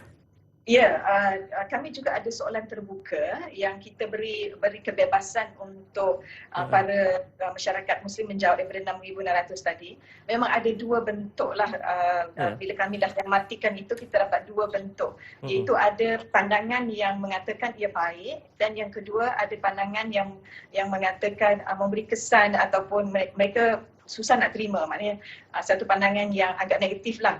Mereka merasakan bahawa sudah menghalang untuk mereka pergi jemaah, sedangkan kemudian ada SOP yang penjarakan sosial di masjid itu, sedangkan mereka kata kalau solat, semangat solat jemaah ini kena soft, rapat, kemudian kena bawa sejadah sendiri, kanak-kanak tak boleh pergi, wanita tidak boleh pergi, kemudian sudah tidak berlaku interaksi, maknanya selepas saja solat tak boleh buat aktiviti, terus saja pulang ke rumah, maknanya tidak lagi boleh ada tazkirah ke, ada pengajaran di masjid. Mereka memang mereka merasakan itu satu perkara yang rasa macam satu kerugian, rasa sedih ataupun mereka rasa macam kurang setuju. Itu kata. Okey, baik. Ya. Terima kasih yang berbahagia Profesor Dr. Fariza Mat Syam, Pengarah Kepakaran Dakwah dan Pembangunan Remaja, Institut Islam Hadari Universiti Kebangsaan Malaysia, kerana sudi bersama dengan kami semua pada pagi ini. Terima kasih, Prof. Terima kasih. Ya. Sampaikan salam kepada semua pasukan Prof. InsyaAllah. Ya, insyaAllah. Ya, InsyaAllah. terima Baik, kasih. Assalamualaikum. Waalaikumsalam. Itu dia, Ustaz, kembali kepada perbincangan kita. Bagaimana sebenarnya kajian itu dilaksanakan secara terperinci. Bahkan bukan sekadar kajian-kajian yang kecil, melibatkan 6,000 lebih responden tu. Sebenarnya Ustaz, setiap sesuatu yang kita lakukan, terutamanya keputusan-keputusan pihak-pihak yang berwajib itu sebenarnya sangat terperinci untuk sebenarnya kebaikan, kemaslahatan umat. Komen Ustaz. Baik, bismillah wassalatu wassalamu ala Rasulillah. Sebab tu dalam kaedah fiqh menyebutkan bahawa tasarruf imam, maksudnya keputusan yang dibuat oleh pemerintah manutun bi maslahah. Maksudnya ala ra'iyah, setiap pemerintah yang dibuat kepada rakyat, iaitulah kepada masyarakat, kepada kita semua insya-Allah, maka semua itu merujuk kepada bahawa manutun bi maslahah, iaitulah memberikan kesan kepada kepentingan masyarakat itu sendiri. Jadi maksudnya walaupun daripada sudut seperti mana yang Prof sebut tadi, maksudnya interaksi sosial dan sebagainya, tapi kalau kita tengok alhamdulillah ada surah masjid yang dibuat Zoom. dia buat Zoom, dia buat video dan sebagainya. Tazkirah Zoom. Itu satu tazkirah, tapi ni yang spesialnya apa dia? Bersama dengan masyarakat. Maksudnya dia punya pemerintah, katalah contohnya pengurusi surau, kemudian AJK surau, dia akan buat satu grup, sebarkan, jom kita masuk, kita bincang, kita bersembang. Maksudnya 2-30 orang, mungkin 50 orang masuk, kita bincang hal ehwal kita pada hari ni, makan ada ke tak, beras cukup ke tak, kemudian walaupun rindu nak pergi surau masjid, tapi insya-Allah mudah-mudahan, maksudnya ada interaksi sosial yang boleh dilakukan banyak melalui media dan sebagainya lah. Ini maksudnya kita kata apa? Untuk menjaga masalah kepentingan, dan ini tidak lain tidak bukan insya-Allah adalah salah satu daripada bentuk yang syariah gariskan untuk menjaga kepentingan masyarakat awam. Wallahualam. Baik juga dilakukan Ustaz ya, sebab setiap masjid itu ada senarai-senarai asnaf zakat di kawasannya. Jadi bagus juga kalau kita laksanakan seperti mana yang Ustaz sebut tadi, iaitu pertemuan secara alamaya Ustaz. Subhanallah, itu dia. Okey Ustaz, ada satu soalan daripada Nurul Huda Tajuddin ya. Ini berkaitan dengan pelitup muka pula. Masya-Allah. Okey, katanya Assalamualaikum Ustaz Da'i. Waalaikumsalam. Semenjak negara dilanda COVID-19 ini, ada pelbagai hukum fiqh diubah ataupun berubah-ubah. Seperti pemakaian pelitup muka sewaktu solat jemaah, solat Jumaat atau semasa tawaf. Ini di Mekah. Dan penjarakan ketika menunaikan solat berjemaah, iaitu penjarakan fizikal. Adakah ini dilakukan atas alasan darurat? Mirip soalan seperti mana Haji Omar tadi. Baik, bismillah wassalatu wassalamu ala Rasulillah. Kita kena faham pertama sekali memang ada hadis Nabi SAW yang mana daripada riwayat sahabat dalam riwayat Imam Tirmizi dan sebagainya, hadis yang sahih, iaitu nahar Rasulullah SAW ani an tughtiya fahu atutia rajulu fahu kata Nabi SAW dilarang untuk satu tughtiya, maksudnya menutup dia punya mulutnya ketika mana dalam keadaan solat khususnya. Jadi hadis ini memang sahih, cuma perbincangan di kalangan para ulama antara disebut oleh Imam Asy-Syaukani. Imam Syaukani menyatakan larangan hadis ini kerana orang-orang Majusi dan sebahagian daripada agama-agama lain dia suka tutup muka dia ketika buat ibadat. Satu. Yang kedua, kata Imam Syekh Mullah Ali Qari ketika membahaskan tentang isu ni adalah merujuk tentang manusia ni, dia bila mana dia tutup ataupun masyarakat dia tutup mulut dia, dia mengganggu daripada sudut bacaan, mengganggu daripada sudut kesempurnaan daripada sebutan huruf lafaznya bila mana dia membaca Al-Fatihah contohnya di dalam solat. Maka keputusan ini secara umumnya kita nampak bahawa Nabi SAW menyatakan ini dia punya kaedah dia, maka dikatakan makruh. Sebagian ulama menyatakan tidak dibenarkan untuk menutup muka. Tetapi semua yang kata tu atas dasar sengaja, atas dasar yang tidak kita kata tanpa sebab saja tutup. Ada juga yang bahas kalau kita contohnya menguap kan. Jadi menguap tu kita tutup mulut waktu solat. Jadi itu pun tutup juga. Tapi dia tak berterusan. Sebab tu saya suka kesimpulan yang dibuat oleh ramai ulama antara Imam Nawawi rahimahullah, Imam Ibn Abi Bar dan sebagainya, menyatakan bahawa hukumnya harus dengan keadaan darurat yang disebutkan tadi tu, dengan keadaan yang mana virus kemungkinan besar boleh merebak, khususnya melalui kita punya hidung dan mulut kita lah. Jadi dengan sebab itu kita kata asalnya hukumnya makruh, akan tetapi ia diharuskan atas dasar tadi. Maksudnya waktu tawaf ke, akan disebut tadi waktu kita solat ke dan sebagainya, maka hukumnya adalah harus. Adakah dia dikategorikan sebagai bab darurat? Dalam masa sekarang ni nampaknya isu virus itu dia adalah kebolehan jangkitan dan sebagainya, maka merujuk kepada perkara itu antara perkara yang perlu diperhatikan, dijaga. Saya lihat Ustaz, apa yang kita bincangkan fiqh semasa ini sebenarnya ialah masyarakat dan juga kita sendiri. Kita tidak nafikan bahawasanya kita penting untuk meningkatkan iman kita setiap hari. Betul. Dan iman itu dapat meningkat dengan ketaatan. Betul. Tapi kita perlu ingat bahawa ketaatan itu juga terkait dengan ilmu. Kita tidak boleh taat secara sembrono tanpa ilmu. Betul. Komen Ustaz? Baik, bismillah. Tapi sebelum tu Ustaz. Rasulullah. Sebelum Ustaz nak jawab tu, kejap lagi jawapannya. Baik, insya-Allah. Kita nak jawapan itu, kita sama-sama dengar selepas ini. Kita rehat seketika, kembali selepas ini. Tanyalah Ustaz, biar tahu jangan keliru.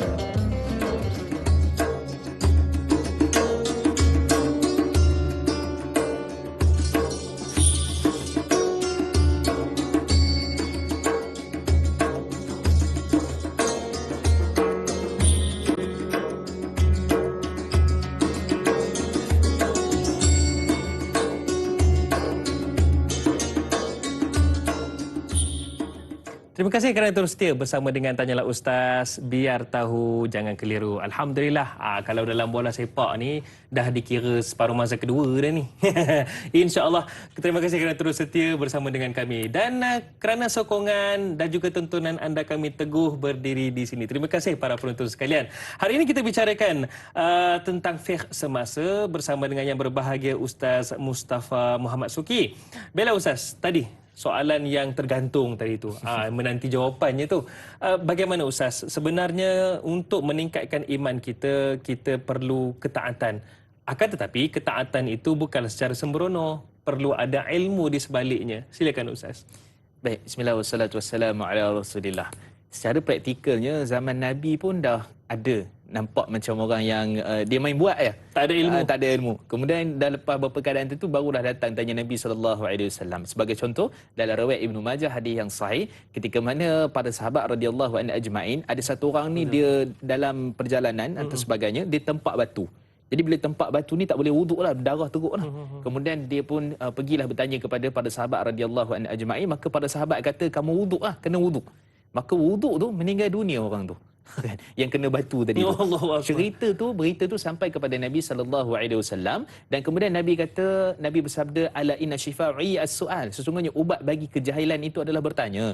So kata Nabi, kamu telah membunuh dia, padahal sebenarnya cukuplah hanya sekadar kamu bertayamum. Jadi dengan sebab bertayamum ganti kepada mandi junub sebagai contoh, ataupun wuduk yang disebutkan tadi. Dalam hadis riwayat daripada Ammar bin Yasir radhiyallahu anhu, dalam riwayat Imam Al-Bukhari, ketika mana satu orang sahabat ni, itulah namanya Ammar bin Yasir, kita tahu keluarga Yasir, Ammar bin Yasir, dia ketika mana tak ada air, dia berguling atas tanah. Dia berguling seperti mana haiwan berguling. Dia berguling. Lepas tu dia datang, ya Rasulullah, aku tak ada air apa semua, aku buat macam ni. Kata Nabi SAW, kamu tanyalah, maksudnya tanyalah. Kata Nabi, cukuplah hanya sekadar kamu tepuk macam ni dan sapu kat muka dan juga tangan. Tak payahlah sampai berguling-guling. Maksudnya praktikalnya pun zaman Nabi pun dah ada dah jenis yang seperti ni. Tapi bukan menunjukkan kepada sahabat tu memandai-mandai, tetapi mungkin kekangan waktu itu. Daripada sudut ilmunya, daripada sudut nak jumpa dengan Nabi SAW. Akan tetapi zaman sekarang ni kita dah macam-macam. Ada beritanya dan sebagainya. Sebab tu saya kena ingatkan kepada kita semua, jangan buat keputusan hanya sekadar dengan tajuk berita.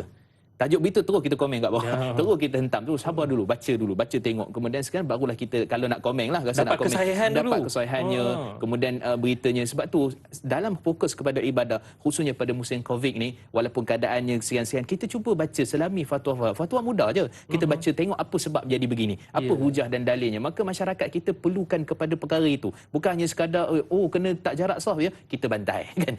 Kemudian rupanya tak payah solat Jumaat dah, ni tak jadi ni kita bantai. Dah, Tak, tengok fatwa, baca kaedahnya, penyelidikannya, resolusi fatwa, dan akhirnya akan memberikan kita ni gambaran, oh rupanya begitu, oh gini, oh saya tak setuju tak apa sebab awak dah baca, ilmu tu ada. Maksudnya daripada sudut perbincangannya kita kata asasnya adalah kepada ilmu untuk meningkatkan ibadah kita, dan sebab kenapa berubah fatwa keadaan semasa adalah kerana ilmu, dan kita beramal dengan itu, insya-Allah mudah-mudahan pahala itu tidak hilang daripada kita. Baik, itu dia pentingnya ilmu dalam kehidupan kita. Sebab tu nak taat kena ada ilmu, baru kita dapat taat yang menenangkan, insya-Allah. Okey, ada pemanggil talian kita kini Ustaz. Assalamualaikum. Waalaikumsalam. Ya, dengan siapa kami bercakap? Abdullah Osman daripada Seremban. Okey, Encik Abdullah, silakan dengan soalan Encik Abdullah. Ada dua perkara lah. Silakan. Pertama sekali, kalau dalam darurat lah sekarang ni kan, Betul. dulu ada heboh sekejap tentang nikah melalui Skype ataupun melalui maya ni. Jadi macam mana ikut boleh tak kita nikah melalui Skype ni? Dan lagi satu ialah tentang sembahyang Jumaat, sembahyang jemaah di masjid. Katakanlah ada rumah kita betul-betul sebelah masjid. Jadi kita sembahyang daripada rumah ikut imam. Bolehkah? Kerana di Mekah dulu ada yang sembahyang dari tempat mereka berniaga di gerai-gerai, dan kita boleh pinjam tak Imam. Kaedah cara tu. cara tu mazhab-mazhab lain. Itu saja, terima kasih. Okey, terima kasih Encik Abdullah. Dua soalan yang istimewa. Ramai juga nak tahu ni, dalam keadaan situasi terkini, keadaan semasa ni, bolehkah kita nikah secara atas talian? Ni saya mewakili soalan orang lain, bukan soalan daripada saya, tidak. Yang kedua, solat dalam rumah ikut imam. Rumah dekat dengan masjid. Boleh ke Ustaz? Silakan. Baik, bismillah wassalatu wassalamu ala Rasulillah. Terima kasih kepada Encik Abdullah Osman tadi daripada Seremban. Itu juga kawasan PKPB. Jadi sama-samalah kita, mudah-mudahan Allah rahmati kita, insya-Allah. Baik, jadi bila sebut tentang pernikahan secara online ni, ada setengah orang tak setuju, ada setengah orang sekian-sekian dan sebagainya. Alhamdulillah, beberapa minggu lepas saya balik mengahwinkan adik saya. Di Pahang. Jadi di Pahang tu ada SOP-nya, dia tidak secara online, tapi secara pergi betul lah, pergi pejabat agama, dan tidak boleh ramai, tidak boleh ada majlis dan sebagainya, hanya wakil-wakil dan sebagainya daripada pihak pengantin perempuan dan juga pengantin lelaki. Jadi menunjukkan bahawa tempat yang tak ada SOP kita kembali kepada normal. Tapi tempat yang memang ada SOP dan virus masih ada di situ, kalau kita tengok itu di Kelang sebelum PKPB, malam tu ada 16 pasangan dikahwinkan, diceritakan, dikatakan ada 16. Maksudnya nak cepat kan, sebab besok dah PKPB tak boleh dah secara menyukarkan. Jadi secara umum kita kata ada fatwa-fatwa negeri yang mengharuskan untuk nikah secara online, maka ikut fatwa itu. Jadi selesai masalah kita. Jadi ada orang kata tak sah lah, tak apalah, tak cukup dan sebagainya kerana ini begitu begini. Kita kata di mana-mana tempat yang telah dikeluarkan fatwa oleh negeri, maka fatwa itu secara rasminya adalah fatwa yang boleh dipegang. Itu dia punya kaedah. Adapun daripada tempat-tempat yang masih ada ruang untuk pergi, maksudnya memang secara bertemu muka, sama ada walinya, pejabat agama dan sebagainya, maka kena pergilah. Kena pergi, itu konsep asas. So bila semuanya insya-Allah dah hilang konsep asas itu, maka kembali hukumnya kepada asal. Jadi kita secara ringkasnya kita sebut fatwa di negeri, maka ikut fatwa negeri, kaedah yang telah diputuskan, maka pada waktu itu sah daripada sudut perbincangannya di kalangan fatwa-fatwa yang telah pun digariskan. Sedikit Ustaz sebelum soalan kedua tu. Ya. Adakah selepas keadaan kembali pulih perlu diperbaharui akad tu? Tidak secara perlu. fizikal? Tidak perlu. Tak perlu. Tidak perlu. Kerana secara asalnya semua itu sudah cukup, ada walinya, ada sebagainya, maka kaedahnya tidak perlu untuk dibuat akad yang baru. Itu kaedah. Okey. Kemudian seterusnya soalan berkaitan dengan yang kedua tadi, isu solat berkaitan dalam rumah. Solat dalam rumah, Tapi masjid, ikut imam. ikut imam. Di masjid. Baik, ini perbincangan yang sangat panjang di kalangan para ulama. Sebab tu disebut dalam beberapa kitab yang mutaakhirin, kitab yang lewat dalam mazhab Imam Syafi'i, sebagai contoh Syekh Muhammad Hasan Qaf dan sebagainya dalam kitab Taqrirah As-Sadidah, dan juga disebut dalam kitab Nailur Raja' syarah kepada Safidatun Najah dan sebagainya, menyatakan dia ada kaedah-kaedah dia. Pertama sekali adalah kita mengikut imam itu kita tak boleh lebih daripada imam. Itu daripada sudut kedudukan. Itu yang pertama. Yang kedua, selepas tak boleh duduk lebih daripada imam, kita juga adalah boleh melihat, maksudnya berkesinambungan dengan imam itu sendiri. Maksud tak ada dinding pemisah lah. Kalau ada pemisah, dibahaskan dalam kitab-kitab mazhab fiqh Syafi'i, dia tidak boleh lebih daripada 300 hasta. Panjang mana tu, tuan-tuan pergi dah kalkulator sendiri tengok, tapi secara umum kita kata lebih kurang dalam 132 meter jarak antara dia dengan imam ataupun tempat yang didirikan solat Jumaat itu. Cuma di sini juga perbincangan yang panjang, perbincangan juga di sisi mazhab Imam Malik rahimahullah. Imam Malik menyatakan tak ada masalah terpisah bangunan ataupun apa, tidak menjadi masalah dan untuk kita ikut ataupun kita solat Jumaat. Tapi daripada sudut ini kita melihat pada pandangan sisi mazhab Imam Syafi'i, di sana ada pembatasan, di sana ada dia punya, kita kata apa, dia punya keedahnya, di sana ada dia punya perbincangan di kalangan para ulama. Cuma kita kata asalnya bila mana telah tidak diwajibkan, pemerintah menyatakan demikian, maka cukup kita solat zuhur, maka itu pun sudah menjadikan kita sebagai insya-Allah yang patuh dan taat, pahala untuk kita insya-Allah. Kekal di rumah, tak perlu ikut solat Jumaat tu, kekal dengan itu dan dia boleh untuk mendirikan solat zuhur insya-Allah. Wallahualam. Ringkas. Itu dia. Jangan pula dibuatnya pasang televisyen, dia duduk di rumah dia buat, dia kata saya ikut imam dalam TV tadi Ustaz. Tak boleh Ustaz. Okey Ustaz, tadi saya tertarik dengan apa yang dikongsikan oleh yang berbahagia Prof Doktor tadi, yang menyatakan kajian dibuat berdasarkan 3 konstruk, iaitu penerimaan daripada responden mengenai SOP, yang keduanya kesan emosi, kemudian kesan interaksi sosial. Saya tertarik dengan yang kedua, itu kesan emosi. Soalan saya ialah, sebagai manusia, terutamanya dalam keadaan semasa ini, terkadang perasaan dan tekanan membuatkan pertikaian, terutamanya hal fiqh ni sentiasa berlaku. Tertekan dalam bab ekonomi dah satu hal, tertekan pula dalam bab ibadah ni. Jadi bagaimana kita boleh memurnikan sebenarnya? Baik, bismillah wassalatu wassalamu ala Rasulillah. Nabi sendiri sebenarnya pernah mengalami keadaan yang agak tertekan, stres, maksudnya dengan keadaan yang banyak perkara. Antaranya pada permulaan ketika mana turunnya wahyu. Turun wahyu kan Nabi SAW dalam riwayat Imam Al-Bukhari, Sayyidatina Khadijah balik rumah Sayyidatina Khadijah kata, kenapa aku didatangi sekian-sekian. Sayyidatina Khadijah kata, tenteramlah, kamu satu orang yang baik dan sebagainya. Dan kemudian kalau kita tengok ketika mana Sayyidatina Aisyah radhiyallahu anha dalam riwayat Imam Muslim, hadis yang sahih, tanya pada Nabi SAW, adakah telah datang kepada kamu satu hari yang memberikan kamu tertekan, memberikan kamu dengan keadaan yang kita kata tertekan yang kuat lah, kita kata macam tu. Kemudian kata Nabi SAW, selain daripada Uhud, dan selain pada Uhud adalah perjanjian Hudaibiyah. Ini antara tempat yang waktu yang Nabi rasa macam sukar dalam kehidupan tu, dan akhirnya Allah Subhanahu Wa Taala bantu daripada sudut yang pelbagai. Okey, so rentetan daripada itu menunjukkan Nabi SAW diuji. Adapun manusia seperti kita adalah lebih lagi untuk diuji oleh Allah Subhanahu Wa Taala. Jadi dengan sebab kita tertekan, emosi dan sebagainya, kita faham semua kita ni nak memerlukan belanja yang cukup. Semua di kalangan kita ni nak pergi ke rumah Allah untuk makmurkan rumah Allah, sebab benda tu kebiasaan dalam kehidupan kita. Sebab tu macam Prof sebutkan tadi, kita rindu. Ada sahabat, ada setengah-setengah tu yang katakan menangis tidak dapat hadir ke rumah Allah Subhanahu Wa Taala. Ini menunjukkan rasa apa? Kecintaan kepada masjid dan rumah Allah Subhanahu Wa Taala. Tapi antara emosi, antara kita punya kawalan dia, kita kena faham juga di sana ada perkara yang telah diputuskan oleh pemerintah daripada sudut SOP-nya, daripada sudut yang pelbagai. Jadi kalau kita perhatikan, ada perkara dalam kehidupan kita ni kadang-kadang kita kena akur, kita kena ikut. Betul. Dan ada perkara yang kadang-kadang kita boleh cari solusi keadaan untuk kita melepaskan apa-apa ataupun perkara yang berkaitan dengan manfaat kehidupan kita. Jadi kena tengok halusi satu persatu, dan dalam keadaan emosi kita faham semua orang akan terganggu. Di tempat rumah tertentu kadang-kadang sempit. Anak 7 orang, betul. Kemudian bilik dan sebagainya rapat, kemudian di mana pula di situ online pula ada kan, kelas online, apa tu, adik bising pula, adik melompat, macam-macam ujian yang ada kan. Kemudian orang yang bekerja di rumah macam mana pula waktu itulah nak masak, waktu itulah nak sekian jemur kain, pelbagai. Jadi semua ni memberi kekuatan ataupun gangguan ataupun kita kata kesan daripada sudut emosi. Jadi kita kena tahu cara yang betul, keadaan yang betul, dan kita doa pada Allah supaya Allah tak uji dengan emosi, dengan keadaan ini, sehingga membuatkan kita berputus asa kepada Allah Subhanahu Wa Taala. Jadi itu perkara yang kita perlu perhatikan. Insya-Allah mudah-mudahan memberi manfaat kepada kita. Mungkin ada sesuatu yang positif kita dapat ambil daripada apa yang berlaku. Jangan pandang dari sudut sisi negatif saja Ustaz ya. Betul. Ada positifnya insya-Allah. Okey, Ustaz, ni soalan berkaitan dengan solat jenazah pula. Masya-Allah.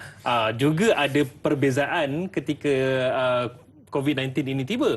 Soalan daripada Saziatul Siddiq, katanya, Assalamualaikum Ustaz Da'i, waalaikumsalam. Ketika pandemik COVID-19 ketika ini, kita tidak boleh melaksanakan solat jenazah seperti kebiasaan, iaitu seperti sebelum ini.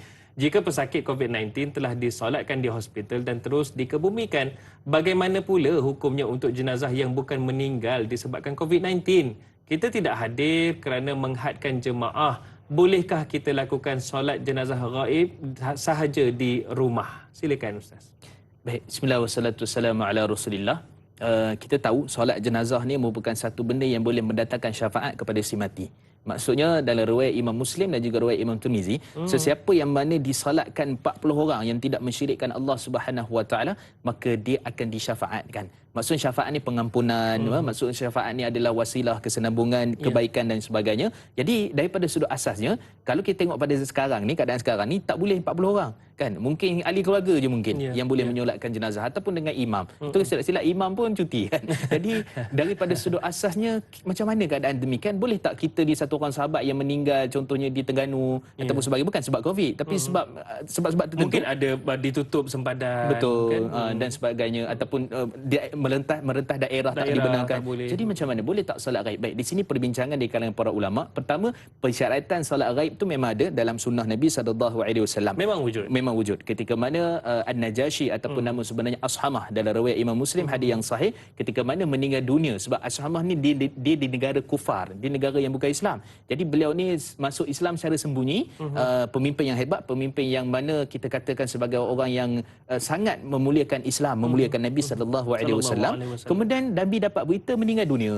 Jadi Nabi suruh pada sahabat, qamu ila sahibikum, bangun untuk solatkan kepada jenazah sahabat kamu Ashamah. Kata Nabi, kata riwayat menyebutkan faqabbara arba'an, Nabi pun solat dengan 4 takbir. Maksudnya solat jenazah gaib. Itu persyaratan asal. Maka kemudian dalam mazhab Imam Syafi'i, seperti mana disebut oleh Imam Nawawi, Imam Khatib Syarbini dalam kitab beliau Mughnih Mutash dan sebagainya, menyatakan bahawa disebabkan persyaratan itu diharuskan untuk satu orang mendirikan solat gaib kepada jenazah yang dia tidak dapat hadir, apatah lagi khususnya pada keadaan darurat yang tidak membenarkan ia untuk hadir. Maka kalau daripada sudut perbincangan mazhab Syafi'i, kita boleh katakan, kita simpulkan bahawa membenarkan untuk satu orang solat jenazah gaib, walaupun bukan sebab Covid ataupun sebab apa, tapi sebab tak boleh nak berantah daerah ataupun tak boleh hadir dengan jemaah yang terhad, maka boleh untuk dirikan solat gaib.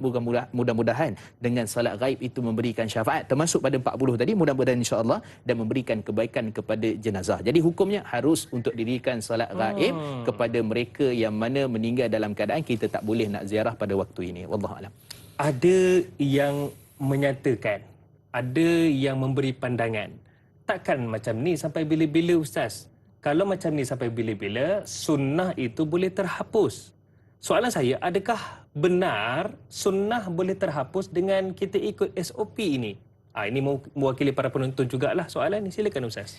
Baik, bismillah wassalatu wassalamu ala Rasulillah. Kita kena bezakan di antara sunnah, iaitulah ketetapan yang ada dalam hadis-hadis Nabi sallallahu alaihi wasallam, dan juga dengan fatwa. Jadi kita kena bezakan benda tu. Maksudnya asalnya sunnah Nabi SAW ni sekian. Tapi dengan sebab fatwa kita tak dapat nak lakukan sekian. Sebagai contoh, di zaman Nabi SAW, asalnya dalam riwayat Imam Muslim dan sebahagian hadis yang sahih, Nabi SAW ni berhajat untuk meruntuhkan Kaabah. Disebabkan Nabi nak bina semula sebagaimana yang dibina oleh Nabi Ibrahim AS. Nak runtuhkan Kaabah. Maksudnya itu adalah sunnah. Maksudnya mesti kita runtuhkan, itu Nabi, kemudian kita nak bina seperti mana yang dibina oleh Nabi Ibrahim AS. Tapi kata Sayyidatina Aisyah, disebabkan masyarakat kamu ni baru masuk Islam, kata Nabi kepada Sayyidatina Aisyah, dan dia tak boleh terima. Dia tiba-tiba masuk Islam, runtuh Kaabah pula dah. kan? Baru masuk Islam dah runtuh Kaabah. Jadi waktu tu Nabi tak meruntuhkan Kaabah itu. Maksudnya keadaan itu, masa itu memberikan Nabi sini buat keputusan-keputusan yang tertentu. Contoh, Abdullah bin Ubay bin Salul adalah ketua orang munafik. Kenapa Nabi tak bunuh? Sayyidina Umar Khattab radhiyallahu anhu menyatakan, Nabi kenal dan Nabi tahu dia ada list, dan Huzaifah bin Yaman tahu dia adalah kepada orang munafik. Jadi list tu ada, dan Nabi bagi tahu kepada Huzaifah bin Yaman, sahabat lain tak tahu. Jadi Nabi tak bunuh. Kenapa Nabi tak bunuh? Kata Sayyidina Umar Khattab, kerana Nabi tidak mahu untuk dituduh sebagai membunuh sahabatnya. Jadi kalau orang kafir Quraisy dan sebagainya, bila tengok, kenapa bunuh Abdullah bin Ubay bin Salul? Bukan hari-hari pergi dengar kuliah Nabi. Bukan rapat, bukan solat belakang Nabi ke? Jadi di situ Nabi mempertimbangkan antara hukum syariat di antara kebaikan, maslahah dan kepentingan masyarakat dan sebagainya. So, merujuk kepada SOP ataupun fatwa yang digariskan pada sekarang, bukan dia menghakis syariat, bukan dia menghakis sunnah Nabi SAW, akan tetapi disebabkan keadaan inilah yang menjadikan kita, keadaan bukan terpaksa tapi mengikut syariah mungkin daripada sudut hukum-hukum yang telah dikeluarkan, tetapi kita kena ingat setelah benda ni terhakis kembali, insya-Allah kita akan kembali kepada keadaan normal dan keadaan asal. Itu yang kita nak sebenarnya daripada sudut asalnya. Tetapi sekarang keadaan itu tidak membenarkan, masa tidak membenarkan, jadi kita patuh kepada perkara yang telah pun diputuskan. Mudah-mudahan Allah Subhanahu Wa Taala memberi ganjaran yang sama. Tak dapat solat Jumaat tapi solat kat rumah, mudah-mudahan dapat, sebab kita melazimi jemaah. Kan. Kemudian juga kita kita contohnya kita suka keluar memberi sedekah, zakat. Tapi sekarang tak boleh nak bagi. Tapi boleh online. Kan boleh online. Jadi maksudnya kita nak bayar jumpa dengan orang, kan bayar ke tidak? Nak jumpa masyarakat, kemudian kita nak jumpa dengan orang-orang tertentu, kita nak beramah mesra dan sebagainya, tak dapat.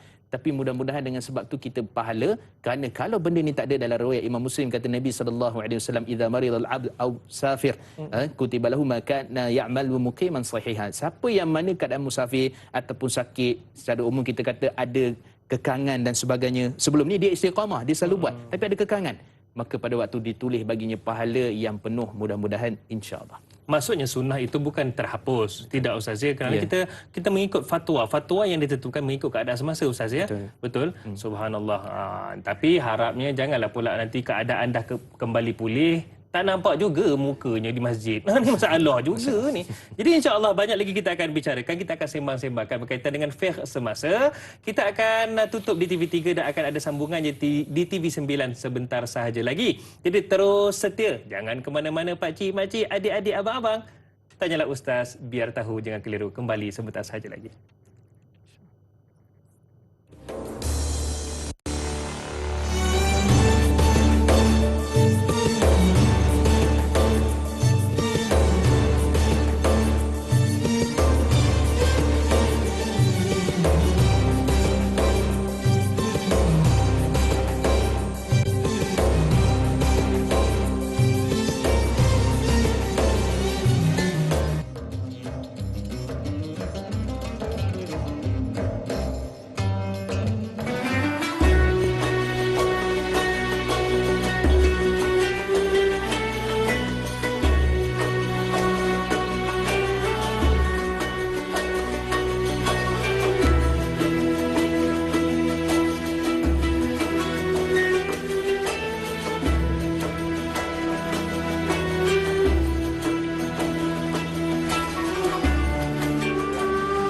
Setiap hari kita berdepan dengan pelbagai persoalan, pelbagai permasalahan.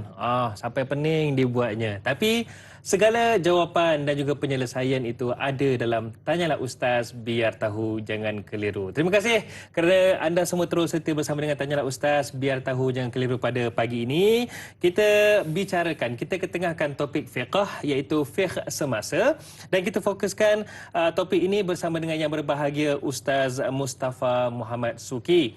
Dan alhamdulillah daripada awal Ustaz ya, kita dah kongsikan macam-macam termasuklah apa itu fiqh dan bagaimana kepentingannya kepada kita semua, amal ibadah itu, bahkan pencerahan dari sudut kajian, sehinggalah kita kaitkan dengan ilmu sebenarnya.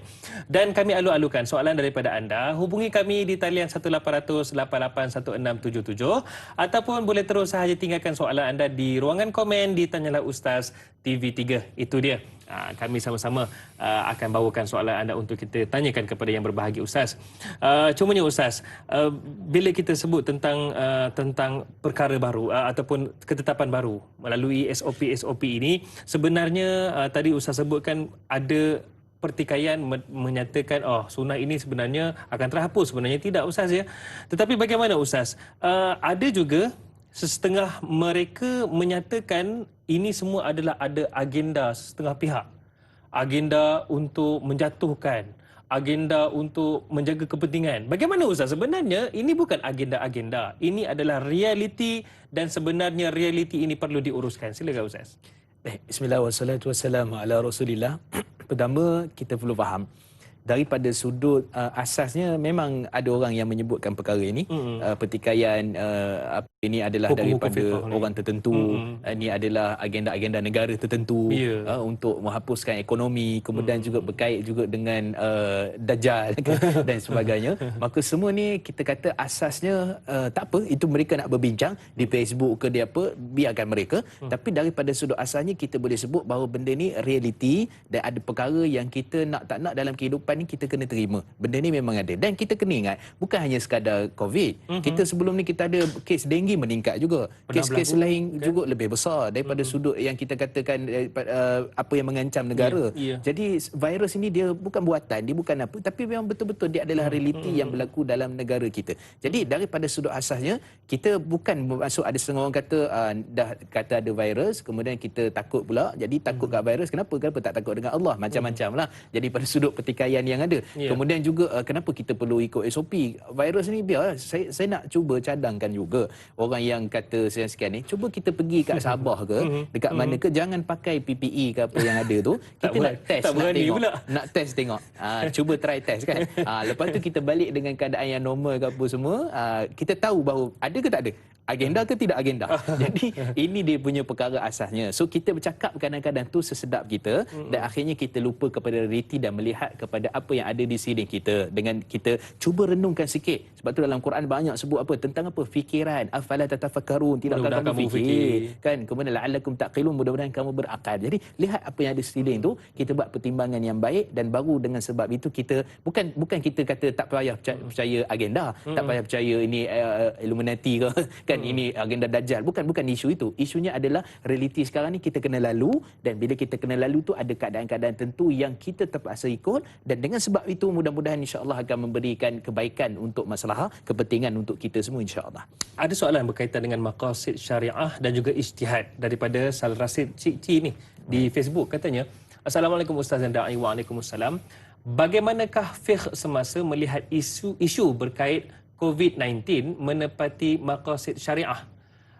Adakah pengambil kiraan faktor perubahan sosial dalam ijtihad dan yang berkaitan dengannya dapat membentuk panduan keagamaan dalam suasana darurat seperti penularan wabak COVID-19 sekarang ini? Silakan Ustaz. Baik, bismillah wassalatu wassalamu ala Rasulillah.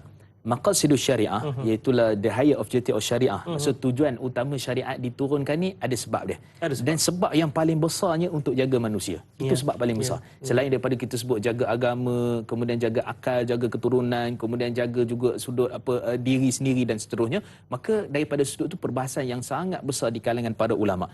Disebut oleh Imam Asy-Syatibi dalam kitab beliau Al-Muwafaqat, disebut juga Maqasidus Syariah oleh Syekh Imam Tahir Ibn Ashur dan sebagainya. Perbahasan yang banyak tentang isu berkaitan dengan maqasidus syariah. Jadi semua tujuan-tujuan yang ditulis dalam kitab-kitab mereka tu tidak lain, antaranya adalah untuk menjaga hubungan manusia dengan Allah Subhanahu Wa Taala daripada sudut ibadatnya perkaranya, dan juga untuk menjaga hubungan sesama manusia. Kenapa tak boleh mencuri? Kenapa tak boleh cederakan orang? Kenapa tak boleh zalim? Kenapa kita tak boleh kena pakai mask dekat luar? Contohnya kan. Kenapa kalau ada gelang kuning tu, kuning pula dah. Tu gelang lain. Gelang pink kan. Gelang pink tu tak boleh keluarkan layak ramai. Kenapa? Jadi isunya tidak lain tidak bukan adalah dipanggil sebagai maqasid untuk jaga hubungan sesama manusia, dan maqasid untuk jaga hubungan dengan Allah Subhanahu Wa Taala. Jadi memang betul faktor berkaitan dengan isu semasa, berkaitan dengan perkara-perkara yang hukum-hukum yang ada pada hari ini, memang dia berkaitan dengan maqasidus syariah. Cuma kita kena ingat, maqasidus syariah dia tidak boleh bertentangan dengan nas dan juga hadis-hadis Nabi sallallahu alaihi wasallam. Tidak boleh bertentangan. Tetapi perhalusan ataupun memperincikan itu cerita lain. Maksud zaman Nabi begini-begini, zaman kita begini-begini. Zaman para sahabat begini-begini, zaman kita macam ni. Jadi itu memperincikan itu, perincian terhadap fatwa itu cerita yang lain. Tapi daripada sudut menghapuskan sunnah itu, maka maqasidus syariah dia tidak boleh ditunggang ataupun tidak boleh digunakan untuk menghapuskan agama, wahyu ataupun hadis-hadis Nabi sallallahu alaihi wasallam. So dengan ijtihad, perubahan fatwa dan sebagainya, memang amat bertepatan untuk mengambil kira maqasidus syariah, untuk jaga nyawa, untuk jaga harta juga. Sama juga. Kemudian juga untuk jaga setiap keturunan, zuriat dan sebagainya. Maka semua ni dia akan pergi ke arah itu. Kenapa? Kerana tujuan utama Allah turunkan hukum, Allah turunkan syariah, Allah turunkan kita punya pengamalan ibadah, semua itu adalah untuk menjaga manusia. Kenapa Allah suruh kita solat? Kerana untuk mencegah kita daripada melakukan kemungkaran. Itu dia punya objektif dia. Kenapa Allah cegah kita daripada berzina dan sebagainya? Maka semua tu ada tujuan yang paling penting. Saya nak tanyakan berkaitan dengan ini. Tadi kita sebut tentang ada sesuatu ketetapan. Adakah salah pula jika kita, walaupun kerajaan sebagai contoh, ulama menyatakan tidak boleh solat rapat-rapat, tapi kalau kita buat juga, adakah ia menjadi satu kesalahan? Jawapannya kejap lagi Ustaz ya. Kalau anda nak tahu jawapannya tu, terus setia bersama kami dalam Tanyalah Ustaz, biar tahu jangan keliru.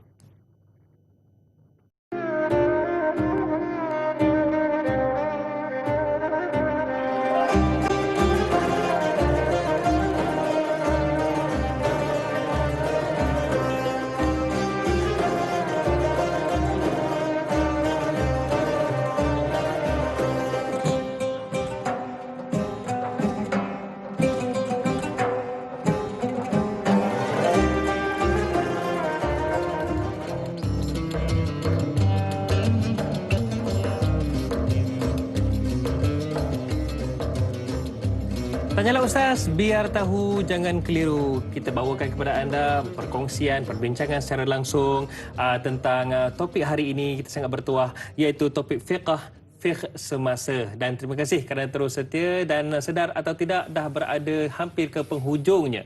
Perbincangan hari ini kita bersama dengan yang berbahagia Ustaz Mustafa Muhammad Suki. Rupa-rupanya Ustaz sebaya dengan saya, Ustaz ya.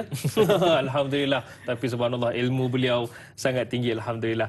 Cumanya Ustaz, tadi soalan yang saya tinggalkan tadi, mungkin ramai juga para penonton nak tahu. Jika sesuatu ketetapan tu dah ditentukan dan perbincangan, kajian dah dilakukan untuk kemaslahatan, untuk kebaikan umat. Tapi ada juga yang degil berbenar. Bahasa orang kampung saya. Dia buat juga rapat solatnya. Ada kata pula salam. Apa pula tak boleh salam? Ini semua agenda aja. Salam aja. Dia buat juga, Ustaz. Adakah ia bersalahan dan juga boleh berdosa?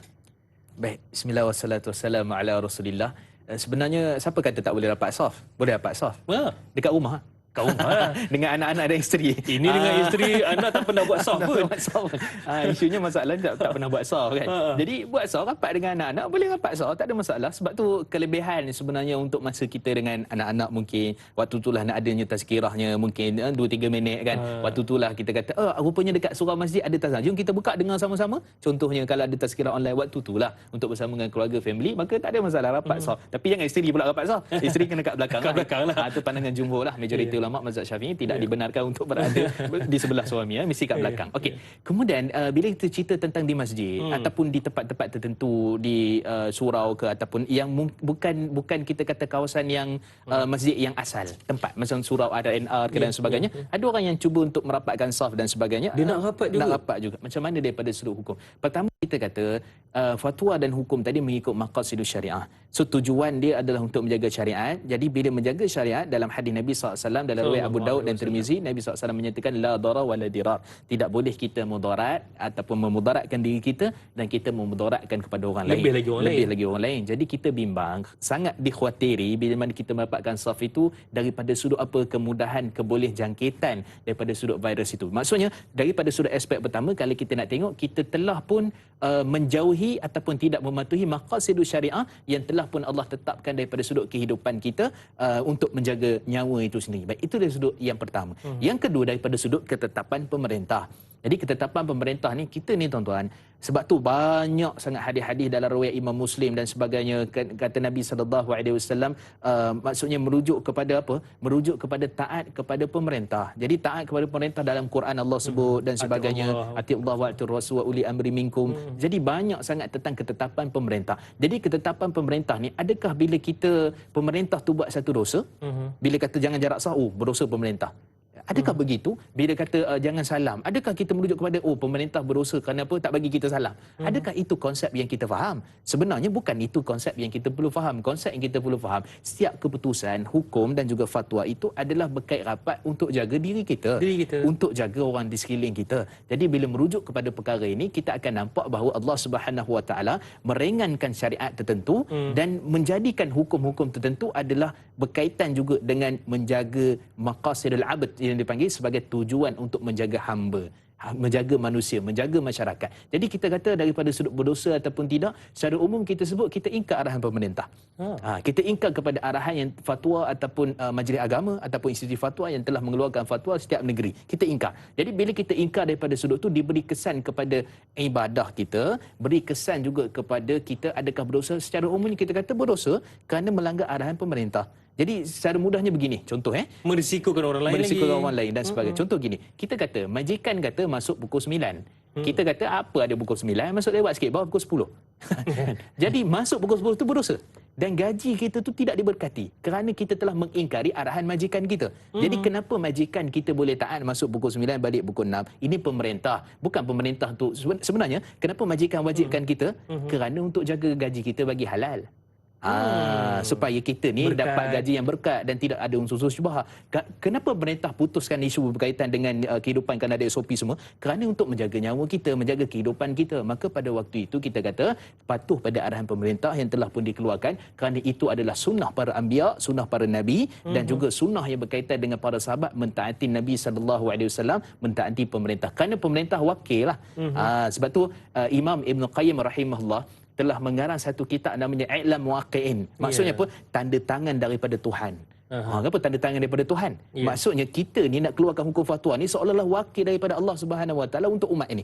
Jadi itulah yang diputuskan oleh pemerintah, kita ikut insya-Allah. Mudah-mudahan dengan sebab itu memberi manfaat yang besar dalam kehidupan kesihatan, pendidikan dan juga kehidupan secara umumnya insya-Allah.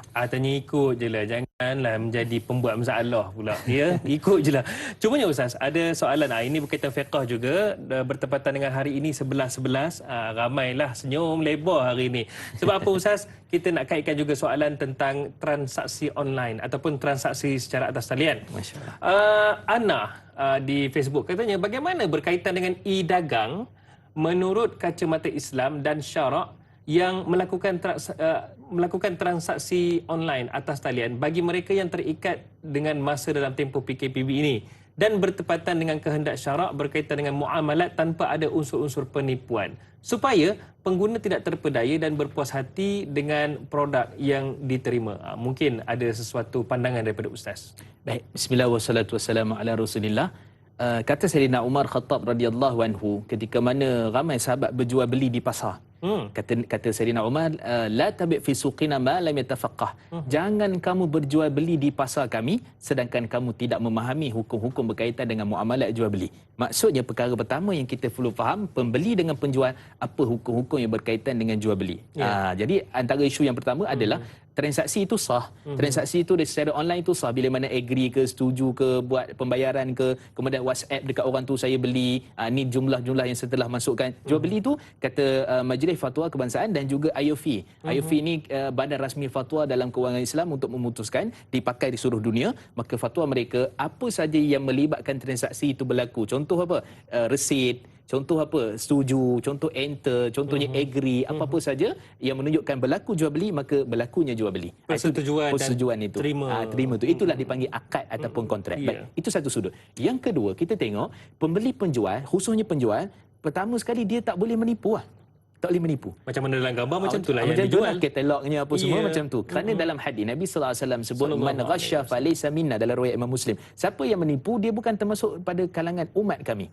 Besar tu Nabi ancam, bukan termasuk pada umat Nabi SAW. Dalam apa? Dalam urusan berkaitan dengan jual beli. Satu. Yang kedua, Nabi larang ataupun kita panggil sebagai tadlisul aib. Maksudnya menyembunyikan kecacatan pada barang. Barang ni sebenarnya tak okey pun. Jual kereta kan, apa semua tu, deal dengan secara online apa semua sebenarnya tak okey. Banyak aksiden lah apa semua. Kemudian tapi dia nak jual juga. Maka pada waktu dia telah menyembunyikan aib dan termasuk dalam perkara dosa. Melainkan kata Nabi dalam riwayat Imam Al-Bukhari, melainkan dinyatakan aib ataupun kerosakan itu tidak jadi masalah. Ni ada sikit ni, saya kira murah sikit lah, diskaun sikit lah. Ada cala sikit. Ada cala sikit, diskaun sikit lah. Jadi kita kata jangan menyembunyikan aib. Kontrak akad tu insya-Allah sah daripada sudutnya. Kemudian apa sebenarnya transaksi kita jual beli? Itu kita kena tahu juga secara ringkas. Kalau kita nak bagi betul-betul jelas lah. Pertama, adakah akad tu tempahan, dipanggil istisna, kita tempah barang, ataupun sebenarnya akad salam. Akad salam ni dia kita macam tempah juga, tapi dia ada isu yang lain sikit daripada sudut harga dan sebagainya. So kita nak faham ni memang sukarlah, payahlah. Tapi umum kita sebut transaksi yang kita buat jangan ada unsur penipuan, jelas apa yang kita beli tu halal dan sebagainya, termasuk dalam perkara-perkara yang mana dibenarkan dalam muamalat, maka dia tidak menjadi satu masalah kepada kita, insya-Allah halal. Saya lihat Ustaz, apabila pandemik ini tiba, ia memang betul, ia mendukacitakan, ia ada kesan-kesan yang kita kena hadapi. Tetapi dari satu sudut yang positif, kita sebenarnya didedahkan dengan pelbagai ilmu Ustaz. Bahkan ilmu-ilmu baru ini sebenarnya memberi manfaat buat kita dan generasi masa depan. Apa komen Ustaz? Betul. Daripada sudut asasnya, ilmu ni dia bukan sekadar ilmu yang ada dalam kitab. Ilmu juga adalah berdasarkan pengalaman dan realiti semasa. So apa yang ada dalam kitab tu kita nak samakan dengan realiti semasa tu. Keadaan sekarang ni. Contohnya kita kata banyak jual belinya, isu berkaitan dengan membayar zakat, membayar itu, membayar ini, semua secara online. Sebenarnya dulu kita online dah. Ya. Bayar bil pun online. Tapi sekarang ni cuma kita nak lebihkan lagi, jual beli pula. Lebih fokus kepada online juga. Kan termasuklah solat yang jarak, ada penjarakan fizikal. Penjarak fizikal, kemudian termasuk tentang apa muka tutup tak tidak dan sebagainya, kemudian juga berkaitan dengan banyaklah SOP yang ada. Maka semua tu kita akan nampak kita belajar satu perkara yang kerana dengan sebab virus itu juga antara manfaatnya adalah ilmu kita semakin berkembang, semakin bertambah dengan isu semasa yang berlaku pada waktu ini. Itu dia punya antara kebaikan yang kita boleh nampak, insya-Allah. Baik, hari ini kita bicarakan tentang fiqh semasa dan kita kaitkan juga dengan situasi COVID-19 yang kita hadapi. Maksudnya dalam situasi yang getir ataupun situasi yang berat seperti ini, tetap kita kena ada ketaatan kepada Allah Subhanahu Wa Taala. Cumanya cara atau kaedah pelaksanaannya ada kaedah-kaedah tertentu yang ditentukan oleh para ulama dan juga umara selepas kajian dilakukan. Cumanya Ustaz, sebagai kesimpulan mungkin saya bagi panjang sikitlah masa Ustaz untuk Ustaz bagi perincian tentang topik perbincangan kita hari ini, fiqh semasa, sebagai kesimpulannya. Silakan Ustaz. Baik, bismillah wassalatu wassalamu ala Rasulillah. Kita faham dan kita tahu yang pertama bahawa setiap hukum yang ada ni dia hukum yang ketetapan asalnya kembali kepada Quran dan Sunnah dan ijtihad para alim ulama. Dia bukan hanya seperti disebut tadi, minta maaf dengan izin sembrono ataupun dengan perkataan yang hantam kromo contohnya, bukan. Dia ada kaedah, ada kajian seperti saya sebut tadi, lapangan dan sebagainya. Itu yang pertama daripada sudut keputusan fatwa, perbincangan di kalangan para ulama. Yang pertama. Yang kedua, kita akan nampak bahawa keputusan-keputusan yang telah pun dikeluarkan ini adalah berdasarkan kemaslahatan umum, kepentingan umum. Dia bukan individu, bukan kepentingan orang-orang tertentu, Kementerian Kesihatan ke Majlis Keselamatan Negara. Bukan ada agenda dan sebagainya. Dia adalah untuk kepentingan sama-sama kita nak jaga diri kita sendiri. Betul. Baik, itu yang kedua. Yang ketiga, daripada sudut setiap perkara yang datang ke dalam kehidupan kita memberikan pengajaran ataupun manfaat yang sangat besar.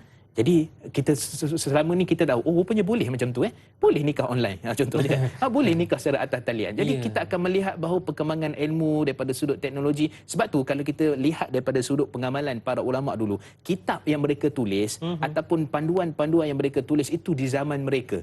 Bila kita ambil transaksi tu ataupun setiap perkara tu nak samakan dengan zaman kita, kita kena samakan dengan zaman kita pada waktu ini. Jadi itulah kesannya, kesimpulannya kita boleh lihat bahawa setiap perkara ini yang Allah telah turunkan kepada kita betul ujian, tapi di sebalik ujian itu ada manisnya dan ada memberikan pengajaran yang besar kepada kehidupan kita. Dulu kita tak reti nak transaksi online, tak reti nak guna video kan contohnya. Jadi sekarang ni alhamdulillah kita ada kesempatan, kita ada ilmu dan mudah-mudahan ini insya-Allah memberi manfaat dalam kehidupan kita dunia dan akhirat insya-Allah. Jadi saya rasa sekadar itu saja. Mudah-mudahan beri manfaat dalam kehidupan kita insya-Allah. Cuma sedikit Ustaz, tentang bagaimana ketaatan tu juga mungkin Ustaz boleh tekankan sedikit. Bagaimana sebenarnya ketaatan yang berasaskan ilmu dan juga berasaskan Al-Quran dan Sunnah terutamanya, perlu kita taat dan kita kena akur dengannya. Silakan Ustaz. Baik, dalam riwayat Imam Ahmad, hadis yang sahih, kata Nabi SAW, la ta'ati makhluqat bimaksiati khaliq. Jangan kamu taat kepada makhluk untuk bermaksiat kepada pencipta, kepada Allah Subhanahu Wa Taala. Maksudnya kita taat kepada makhluk tapi dalam masa sama kita buat dosa kepada Allah. Macam mana tu? Baik, di sinilah perbincangan di kalangan para ulama. Setiap SOP, setiap perkara yang telah pun dikeluarkan ini, ketaatan dia bukan bermaksud dia memaksiati kepada Allah Subhanahu Wa Taala. Contohnya kita kata setiap orang bila mana nak pergi ke masjid, kita kena bawa sejadah sendiri contohnya. Ataupun kita bagi hand sanitizer contohnya kan. Ada orang tanya pula, hand sanitizer ni kalau bawa ke masjid kita pakai, kira sah ke tak solat kita? Baik. Sebab alkohol. Baik. Kan jawapannya kita kata Majlis Fatwa Kebangsaan 1984 mereka bincang harus hukumnya untuk bukan 19 betul 84 mereka bincang harus hukumnya kita memakai wangi-wangian ataupun apa daripada alkohol sebab kita bukan minum, tak ada orang minum hand sanitizer kan.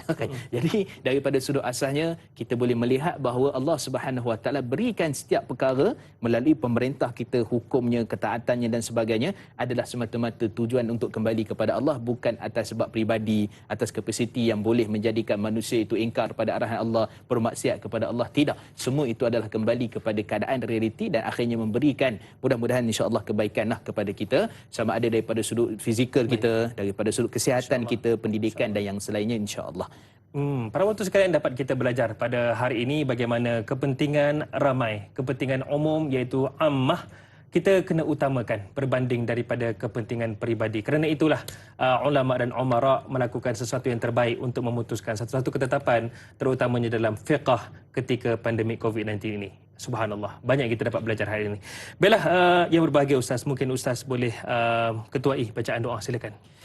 أعوذ بالله من الشيطان الرجيم بسم الله الرحمن الرحيم الحمد لله رب العالمين والصلاة والسلام على أشرف الأنبياء والمرسلين وعلى آله وأصحابه أجمعين اللهم إنا نعوذ بك من البراس والجنون والجذام ومن سيء الأسقام بسم الله الذي لا يضر مع اسمه شيء في الأرض ولا في السماء وهو السميع العليم ربنا آتنا في الدنيا حسنة وفي الآخرة حسنة وقنا عذاب النار وصلى الله على سيدنا محمد وعلى آله وصحبه وبارك وسلم الحمد لله رب العالمين تقبل الله منا ومنكم Taqabbal ya karim. Terima kasih yang berbahagia Ustaz Mustafa Muhammad Suki kerana sudi bersama dengan kami dan kongsikan ilmu bersama dengan kami. Amin. InsyaAllah kita akan bersama lagi di masa depan. InsyaAllah. Para penonton sekalian, pernah dengar tentang Nusaibah? Siapa Nusaibah? Itulah Sri Kandi Islam. Kalau nak tahu, esok bersama dengan Da'i Hilman, dengan yang berbahagia, kita akan bersama dengan yang berbahagia Ustaz Zul Ramli Razali. Kita akan kenal, kita akan belajar topik sirah esok, Nusaibah Sri Kandi Islam, insya-Allah. Baiklah para penonton sekalian, iman yang teguh kita kejar kerana tahu manisnya, tapi ilmu yang tepat akan mengukuhkan ketaatan dan ibadat kita untuk dapatkan iman itu. Subhanallah. InsyaAllah kita akan bersama lagi di masa hadapan. Saya Da'i Hadari mohon permisi undur diri. Assalamualaikum warahmatullahi wabarakatuh.